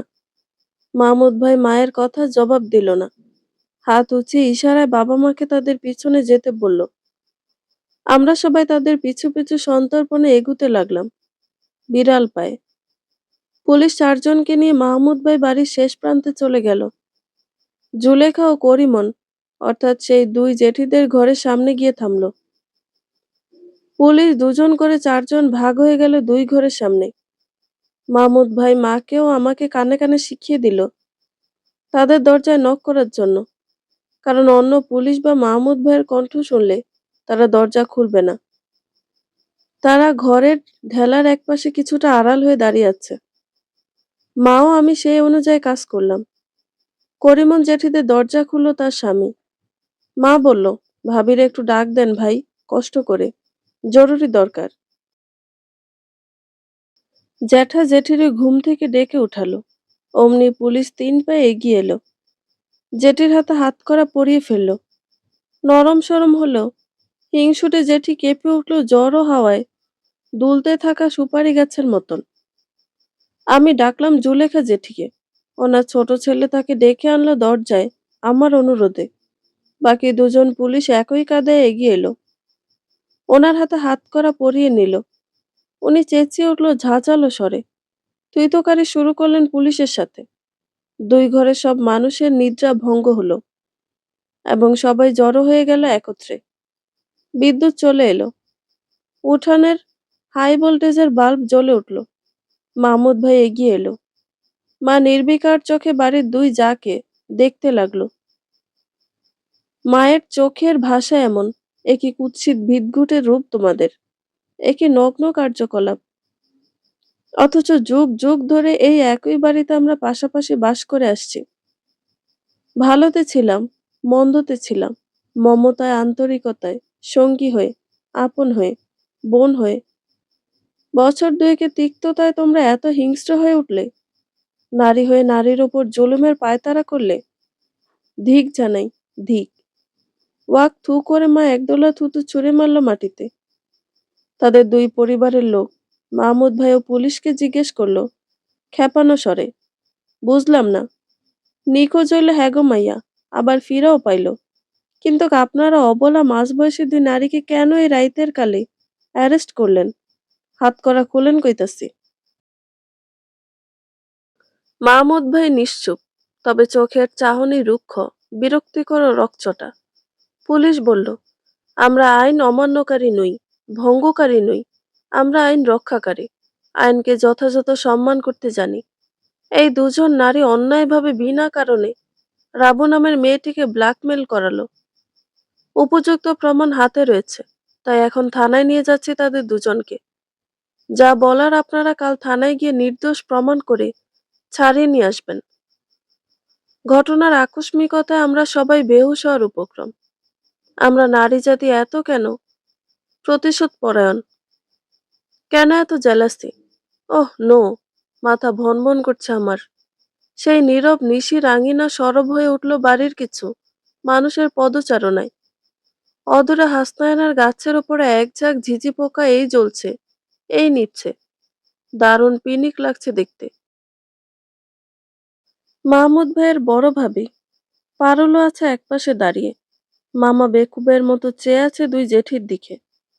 তখন সেই দুই জেঠি আহত কণ্ঠে বলে উঠল পুলিশের দিকে চেয়ে, অসম্ভব, আল্লাহ দোহাই লাগে, রাবুর বিষয়ে আমরা কিছুই জানি না, আমাদের মান খোয়াবেন না, আমরা কেন এসব করাবো? আমাকে ছাইরা দেন পুলিশ বাবাজিরা, এসব মাহমুদের কাম, ওই বেশি ভালা পোলা না। তখন ঘরের ভিতর থেকে জেঠির মেয়ে মেরিনা বলে উঠল, জি স্যার, আমার আম্মা। চাচি ঠিক বলছে, মাহমুদ ভাই করছে এই কাজ। কারণটা শোনেন। মাহমুদ ভাই রাবুকেও পছন্দ করে, রাবুকে ব্ল্যাকমেল করেছে যেন রাবুর চরিত্রে স্পট পড়ে যায়, তার আর কোথাও বিয়ে হবে না। তখন মাহমুদ ভাই তাকে বিয়ে করবে, দুই বোনকে তার দুই পাশে রাখবে। মুহূর্তে বাবা কর্কশ কণ্ঠে ধমকে উঠল তাকে এবং তেড়ে যাচ্ছে মেরিনার দিকে। তার আগে মাহমুদ ভাই দু পা এগিয়ে গেল, মেরিনার এক হাত পিছনে নিয়ে উল্টিয়ে ধরল, কণ্ঠস্বরকে মাঝারি উচ্চতায় রেখে দাঁত কিরমিরিয়ে বলল, মেয়ে মানুষের গায়ে হাত দেওয়া খুব বাজে বিষয়, নইলে তোকে এখন জ্যান্ত পুঁতে ফেলতাম তোদের ঘরের ভিটাতে। নিজে বিয়ে বসতে চেয়েছিস আমার কাছে, পারিস নাই দেখে অন্যের নামে বদনাম রটিয়ে জ্বালা মিটাতে চাস না। মেরিনা কুকিয়ে উঠল। মেরিনার স্বামী এসে মাহমুদ ভাইয়ের নাক মুখে ঘুষি মেরে বসলো ধুম করে। মাহমুদ ভাই উল্টো তাকে লাথি মেরে বসলো। সে পেটে হাত চেপে ধরে সরে গেল। মাহমুদ ভাই পুলিশদের অনুরোধ করে বলল, আপনারা ওনাদের নিয়ে যান। তারা দুই জেঠিকে গাড়িতে তুলে ফেলল। গাড়ি ছেড়ে দেওয়ার আগে মাহমুদ ভাই গাড়ির সামনে গিয়ে তাদের বলল, সবাইকে শুনে, আপনারা ধরা পড়তেন না, কিন্তু যে নাটক সাজিয়েছেন তা প্ল্যান মোতাবেক হয়নি। শেয়ানের উপরে তো শেয়ান আছে, যাকে দিয়ে চাল দিয়েছেন দাবার গুটি, সে ব্যর্থ হয়েছে। আপনাদের লোক হলো সব হুড়হুড় করে উগরে দিয়েছে, কারণ প্রাণের ভয় সবার আছে। মানুষ সবচেয়ে বেশি নিজেকেই ভালোবাসে। মেয়ে মানুষের বুদ্ধি আসলেই পুরুষের হাঁটুর নিচে থাকে। শুনতে তিতা লাগলো, এটাই সত্যি। আর আপনারা কেন করেছেন সেটা আমি যেমন জানি, তেমনি আপনারা দুজনেও জানেন। পুলিশ গাড়ি ছেড়ে দিল। আমরা সবাই আমাদের ঘরের দিকে পা বাড়ালাম। তাদের দুই ঘরের মানুষ এক হয়ে গেল। জটলা বেঁধে তারা চেঁচামেচি শুরু করলো। অভিসম্পাদ দিতে থাকলো মাহমুদ ভাইকে। উজানের ঢেউ সবার জীবনে আছড়ে পড়ে কম বেশি। এই কঠিন সত্য আরেকবার উপলব্ধি করতে সক্ষম হলাম আমি। মাহমুদ ভাই গালে হাত দিয়ে মাকে বলল, নাটক দেখেছেন চাচি? দেখলাম।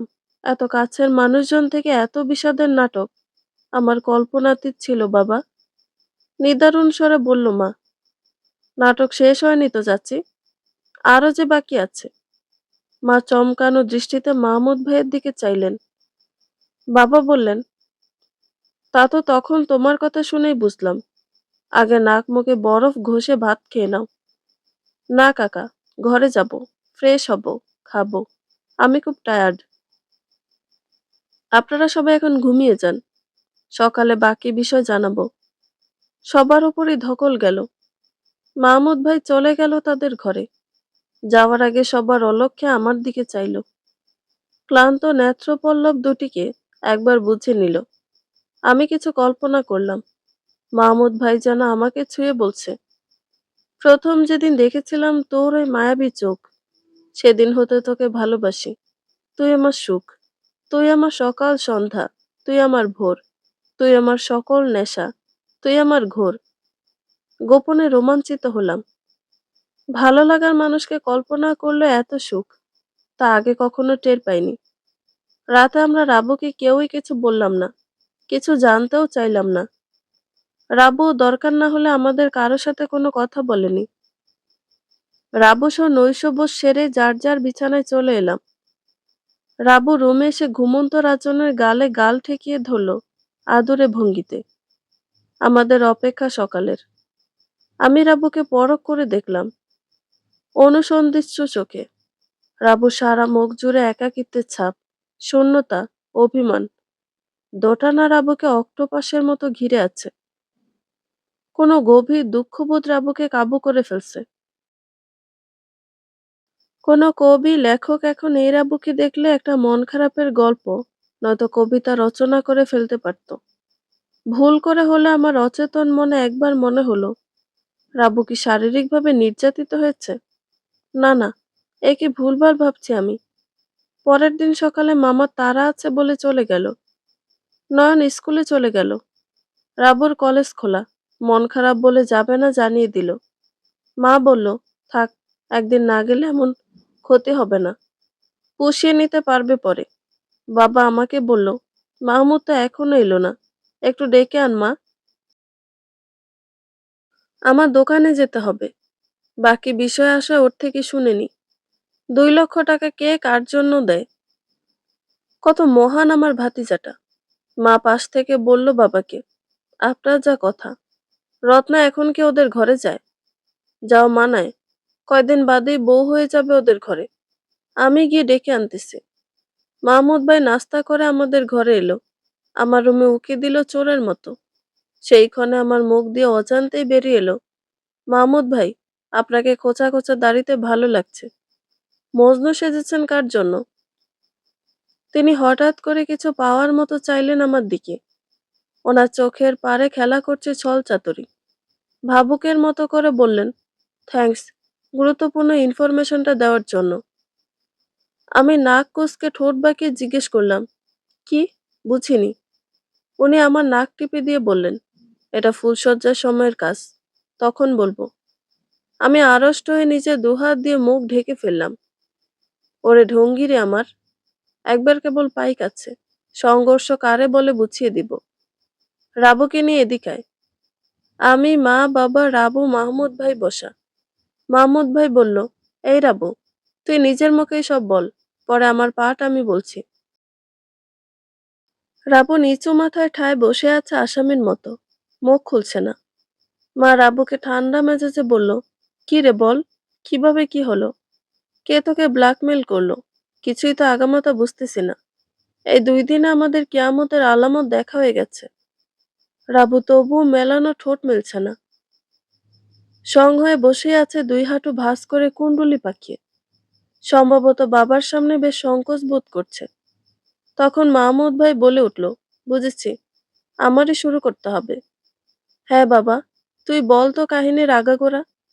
তোর কাকা দোকানে যেতে হবে, তারা আছে। তীক্ষ্ণ স্বরে মাহমুদ ভাই বলল, আমাদের আব্বুকে ব্ল্যাকমেল করেছে তার ভালোবাসার মানুষটা, মানে ওর প্রেমিক। তার জীবনের প্রথম অনুভূতি, প্রথম প্রণয়। তার প্রেমিকটা বড় স্বার্থপর, সিরিয়াস রকমের ধরিবাজ। সেই প্রেমিকটাকে মন প্রাণ দিয়ে রাবু আজ রিক্ত, নিঃস্ব। মুহূর্তে দৃশ্যপট পরিবর্তন হয়ে গেল। মা ও বাবার মুখের উদ্বিগ্নতা, মমতা উবে গেল কর্পূরের ন্যায়, এবং তার বদলে তাদের মুখাবয়বে স্থায়ী হলো রাগ ও বিরক্তি। রাবু মাথা হেঁট করে বসে আছে, বাবার শানিত দৃষ্টি রাবুর দিকে। মা অগ্নিমূর্তি ধারণ করলো, রক্তচক্ষু নিয়ে রাবুকে কদর্য ভাষায় বকুনি দিতে লাগলো গমগমে কণ্ঠে। মাহমুদ ভাই মাকে অধিকার সুলভ ভঙ্গিতে থামিয়ে দিলেন। বাবা মায়ের বড় ছেলে নেই বলে মাহমুদ ভাইয়ের কিছুটা আধিপত্য আছে আমাদের পরিবারে। সে প্রশ্রয়টুকু তারাই ওনাকে দিয়েছে। এটার পিছনে কিছু ছোট বড় কারণও রয়েছে, সেসব বাকি থাকুক আজ। মাহমুদ ভাই রাবুকে বললেন, রাবু কথা বল। চুপ করে থাকা কোনো সমস্যার সমাধান বয়ে আনতে পারে না। রাবু থম মেরে আছে মেঘাচ্ছন্ন গুমুট আকাশের ন্যায়। রাবু ভুল করে ভুল কাউকে মন দিয়ে বসে আছে। হৃদয়ে প্রচন্ড আঘাত পেল। প্রাপ্তি হলো সেই ছেলের সাথে তার কাটানো অম্ল মধুর স্মৃতিগুলো। এই ভেবে রাবুর জন্য আমার দুঃখ বোধ হচ্ছে। আমি মাহমুদ ভাইকে বললাম, মাহমুদ ভাই, আপনি যদি রাবু থেকে সব জেনে থাকেন, তাহলে আপনিই বলেন। তখন মাহমুদ ভাই বলল, রাবু কলেজে ওঠার পর এক ছেলের সাথে সম্পর্ক শুরু হয়। আপনাদের ফোন দিয়ে সেই ছেলের সাথে সে যোগাযোগ করত। দেখা হতো কলেজে মাঝে মাঝে। তো সেদিন রাবু ও সেই ছেলে মিলে সিনেমা দেখার কথা ছিল। রাবু কলেজ শেষে রিক্সা নিয়ে সেই ছেলের বলা স্থানে যায়। জায়গাটা নাকি নীরব ছিল। রাবু রিক্সা থেকে নামলে দুটো ছেলে তাকে একটি রুমে নিয়ে আটকে ফেলে। তাদের মুখ ঢাকা ছিল। খোলার পরেও রাবু তাদের চিনতে পারেনি। রাবুর কোনো ক্ষতি করেনি তারা, কারণ তারা ছিল ভাড়াটে। তারা রাবুকে দিয়েই 2 লক্ষ টাকা চায় আপনাদের কাছে। ব্ল্যাকমেল করার উদ্দেশ্যই ছিল টাকা ও আপনাদের মান সম্মান নষ্ট করা। আমি গতকাল সকালেই গ্রামে চলে আসি।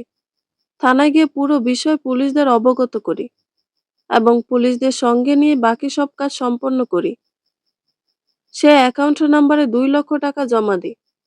পুলিশ তাদের পুরো বিষয় খুলে বলে সহযোগিতা করার জন্য। আমি ও দুজন পুলিশ ব্যাংকের পাশে নিচে লুকিয়ে থাকি। পুলিশ নাম্বার দিয়ে রাখে ব্যাংকে, যেন টাকা নিতে এলে মিসড কল দেয়।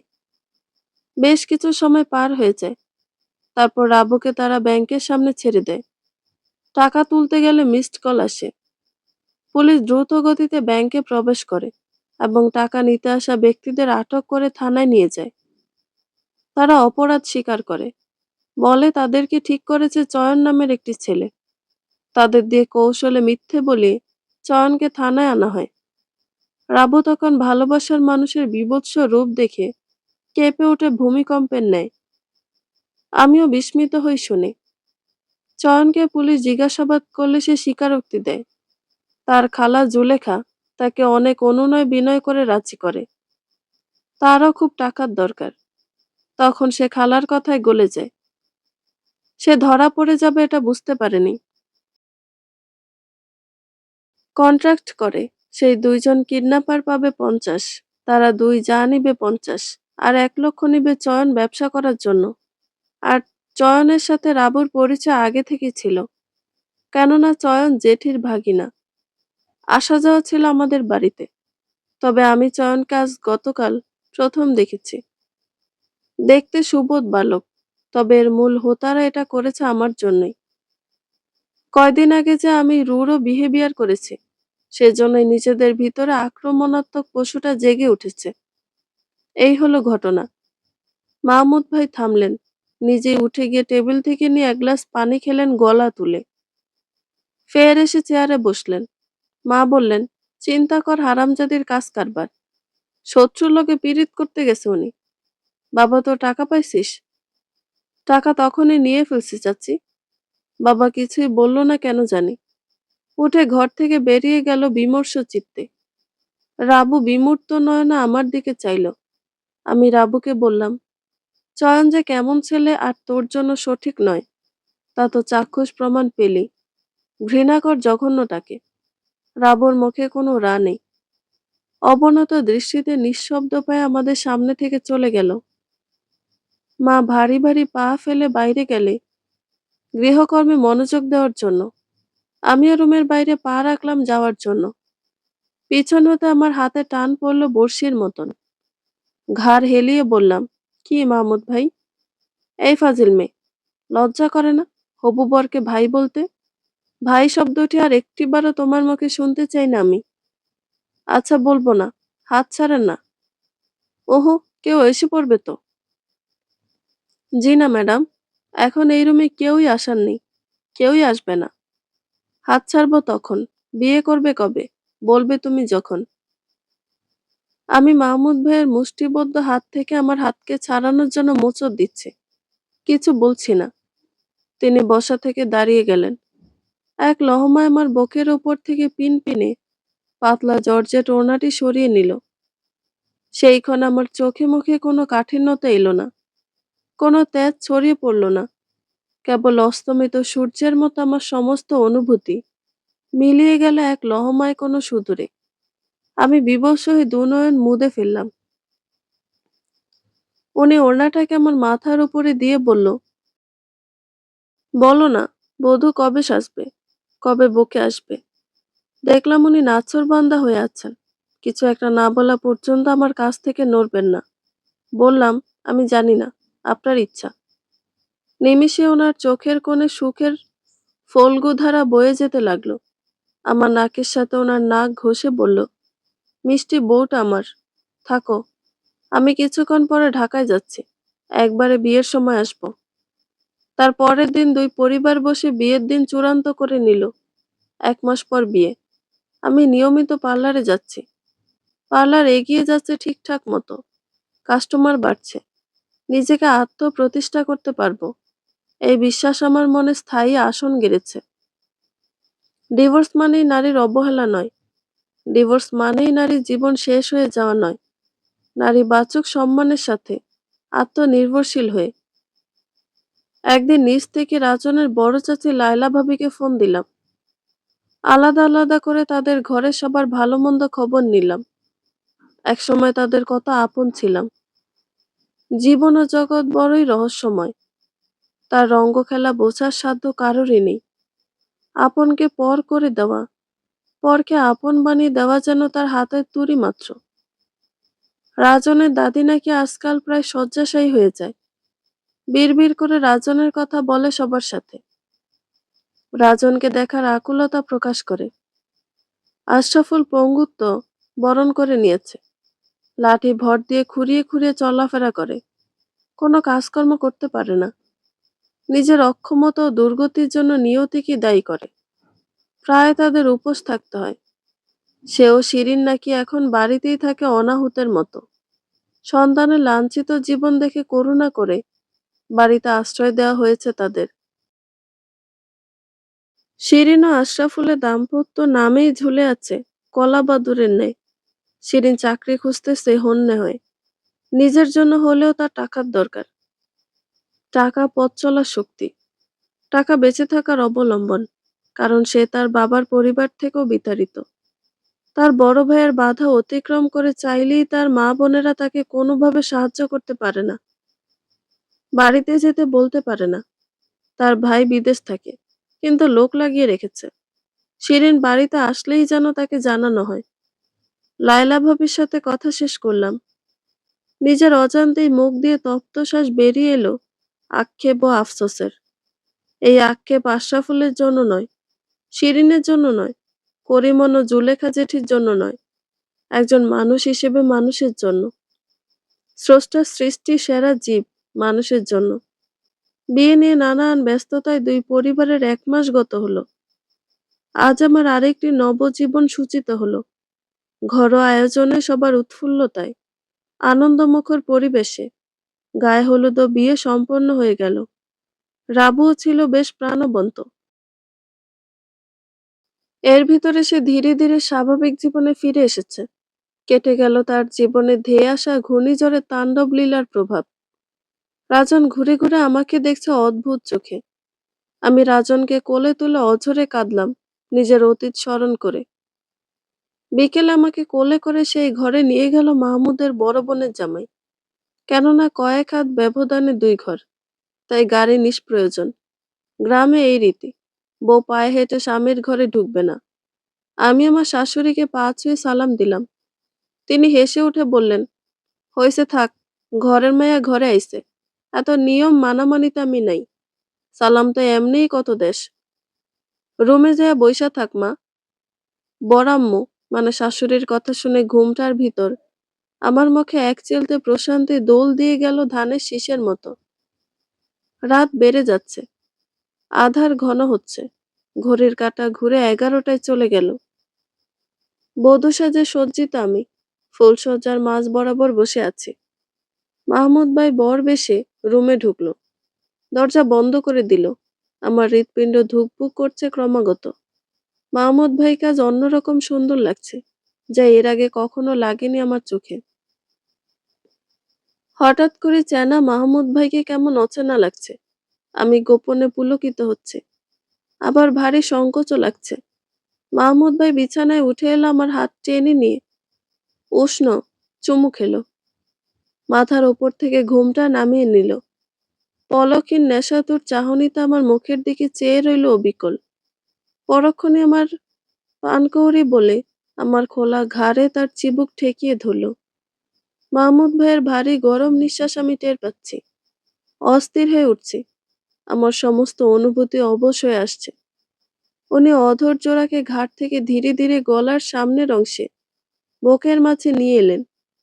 আমি লাজুকলতার মতো মিয়ে যাচ্ছি বুঝে আসা আখিদয় নিয়ে। বাইরে মাঝারি দমকা হাওয়া বইছে। বাঁশঝাড়ের শাখায় শাখায় ঘর্ষণ হচ্ছে। একটা অশরীরী আওয়াজ ভেসে আসছে সেখান হতে। আমার শরীর হিম হয়ে আসছে। মাহমুদ ভাইয়ের ঘরের পিছন বরাবর এই বাঁশঝাড়টা। আমার শরীরের সমস্ত ভার ছেড়ে দিলাম তার ওপরে। শুধু তার পূর্বে মৃদু উচ্চারণ করলাম, মাহমুদ ভাই, কি করছেন বলে। উনি নীরবতা ভাঙলেন। দুষ্টমিষ্ট শিহরিত চোখে বললেন, ওই দেখো, কারে কি কয়। স্বামীকে বলে ভাই। ইচ্ছে ছিল এই মধুর রজনী উতলা করব মুখে কথা না বলে। এই রাত তোমার আমার, কথা হবে না। শুধু কাজ আর কাজ হবে বিরতিহীনভাবে বন্য উল্লাসে। আমি কিছুই বলতে পারছি না। তবে টের পাচ্ছি কিছু। মাহমুদ ভাই আমার মাঝে একান্ত সুখে বিভোর হয়ে আছে। সুখের নির্যাস নিতে তিনি ডুবুরির মতো সারা শরীরে হাতড়ে বেড়াচ্ছে। হাতেরও দুই ঠোঁটে নিবিড় আলিঙ্গনে। একে একে সব গহনা উনি খুলে ফেলল, ওড়না সরিয়ে নিল, শাড়ির আঁচল সরিয়ে বক্ষ উন্মোচন করলো। তারপর আমার আর কিছুই মনে নেই। সকালে ঘুম ভাঙতে নিজেকে আবিষ্কার করি মাহমুদ ভাইয়ের কোলে আমার মাথা। ধরফরিয়ে উঠে ওয়াশরুমে গিয়ে গোসল সেরে নিলাম। রাবুকে ফোন দিয়ে রাজনকে কাছে আনালাম। আমার কাছে রেখে দিলাম রাজনকে। মাহমুদ ভাই সেদিন আমাকে দেখলেই কেবল কামুক হাসি দিয়ে চোখ টিপ মারত। তার 3 দিন পর মাহমুদ ভাই ঢাকা চলে গেল। সুযোগ পেলে আমাকে ভিডিও কল দিচ্ছে, ফাজলামো করছে। মাহমুদ ভাইকে দেখলেই মনে হয় এমন নির্মল আর সতেজ মনের কাউকে ভালো রাখার জন্য হলেও জীবনের শেষ মুহূর্ত অবধি তার পাশে থাকতে হবে। আমাদের দাম্পত্যে 3 মাস চলছে। দুই পরিবারের হৃদ্যতাপূর্ণ সম্পর্ক এখন আরো আন্তরিক, আরো বোঝাপড়ার। করিমন ও জুলেখা জেঠি তাদের অপরাধ স্বীকার করেছে পুলিশের কাছে। প্রাপ্য সাজা পেয়ে তারা মুক্তি পেয়েছে। আমার রাজন দুই পরিবারের আদরে যত্নে বড় হচ্ছে। মাহমুদ ভাই আমার চেয়েও বেশি রাজনের প্রতি দায়িত্বশীল। মাহমুদ ভাইকে আমি আজকাল বড় বেশি ভালোবেসে ফেলার এটাই বড় কারণ। একজন মায়ের কাছে তার সন্তান পৃথিবীর শ্রেষ্ঠ সম্পদ, খোদার দেওয়া নেয়ামত। সাংমা আমাকে জানালো নতুন বিউটিশিয়ান পেয়ে গিয়েছে। মেয়েটা কাল থেকে চাকরিতে জয়েন দিবে, সকালে চলে আসবে। এটা শুনে মাহমুদ ভাই বলল, সমস্যা নেই, আসুক। তুমি পার্লার ভাড়া ও তাদের দুজনের স্যালারি দিতে কোনো মাসে আটকে গেলে আমি তো আছি। শুনে অফুরন্ত ভালো লাগায় ভরে গেল মনটা। পরের দিন পার্লারে গেলাম ফুরফুরে মেজাজে। ভিতরে ঢুকেই চিরচেনা মুখটি দেখে আমি অবাক হয়ে গেলাম। সেও লজ্জাবনত চোখে বিমূঢ় হয়ে চেয়ে রইল আমার দিকে। সাংমা একবার শিরিনকে, একবার আমাকে দেখছে।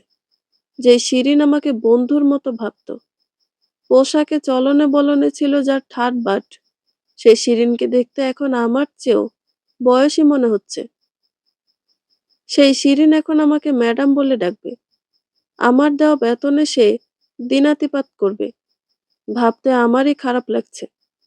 আমি শিরিনকে তাড়িয়ে দিলাম না, কারণ মনুষ্যত্ব বোধ আর মানবিকতার বীজ ছোটবেলায় মা বাবা আমার মাঝে বুনে দিয়েছে। পরে সাংমা থেকে জেনে নিলাম কিভাবে শিরিনকে পেল। আমার বিষয়টা গোপন রাখলাম সাংমার কাছে। কেবল বললাম, ওকে চিনি আমি। নিজের দুর্বলতা কারো কাছে প্রকাশ করা মানে নিজেকে তার কাছে দুর্বল করে তোলা। আজ মাহমুদ বাড়ি এলো। বললাম, আমাকে নদীর পাড়ে নিয়ে যাবেন? আর কেউ না, কেবল আমরা দুজন। আমি উজানের ঢেউ দেখব। এখন তো বর্ষাকাল, দেখা যাবে, তাই না? মাহমুদ ভাই আমার কোমর পেঁচিয়ে ধরল, নিজের সাথে ভিড়িয়ে নিল। দু চোখের পাতায় কোমল চুমু খেলো। বলল, তাই হবে আমার পানকৌড়ি। কালই চলো মেঘনার ঘাটে। সময়টা শ্রাবণ মাসের কোনো এক মধ্য দুপুর। আমি আর মাহমুদ ভাই মেঘনার পাড়ে বসে আছি খুব কাছাকাছি হয়ে। মাথার উপরে উদার আকাশ, তার বুক চিরে দুডানা মেলে উড়ে গেল একটি শঙ্খচিল। বিস্তৃত প্রান্তর, দিগন্ত জুড়ে স্বচ্ছ জলরাশি। দুচোখ যেদিকে যায় তাতে পানি আর পানি। সেই উথাল পাথাল পানিতে খেলা করছে ছোট বড় ঢেউ। আমি ভাবছি, জীবনের উজানের ঢেউ সবার উপরে আছড়ে পড়ে। এটাকে মোকাবেলা করে টিকে থাকতে পারে কজন? পারলেও কি সবাই একভাবে পারে? কজন আমার মতো সাঁতার কেটে কুল ছুঁতে পারে সফলতার সঙ্গে? সবার জীবনে কি মাহমুদরা থাকে? জীবনের এই উজানের ঢেউ হানা দিয়েছে আশরাফুল, শিরিন, রাবু, আমি, করিমন, জুলেখা, চয়ন, সবার জীবনে। আমার ভাবনার ইতি ঘটে মাহমুদ ভাইয়ের নরম ডাকে, এই, তোমার চুলগুলোকে সাবধানে রাখতে পারো না? এত অবাধ্য কেন? আমার চুলে কি করেছে আপনাকে? কি করেনি? বারবার আমার মুখের উপর বেসামাল হয়ে তেড়ে আসছে। সরে বসো, খোপা করে ফেলো নইলে। আমি কপাল কুঁচকে হুহ করে সরে গেলাম তার পাশ থেকে। একটু পরেই উনি আমার বাহু ঝাঁকিয়ে টেনে ধরে বলল, এই রত্না, দেখো দেখো, ওই যে উজান ঢল আসছে স্রোতের বিপরীত দিক হতে, দেখছো? এই উজান ঢলেই কত মানুষ হয় বাস্তুহারা, নিশ্চিহ্ন হয়ে যায় তাদের জীবনের সব। ভালোভাবে ঘুরে দাঁড়াতে পারে কজন? মাহমুদ ভাইয়ের কাঁধের ওপর আমি মাথা এলিয়ে দিলাম। উজান স্রোতের ভয়াল ঢেউয়ের দিকে এক আশ্চর্য দৃষ্টিতে ঠায় চেয়ে আছি, ধ্যানমগ্ন ঋষির ন্যায়। বন্ধুরা, গল্পটি ভালো লেগে থাকলে একটা লাইক করে দিবেন এবং গল্প সম্পর্কে কোনো মতামত জানানো থাকলে কমেন্ট করতে পারেন।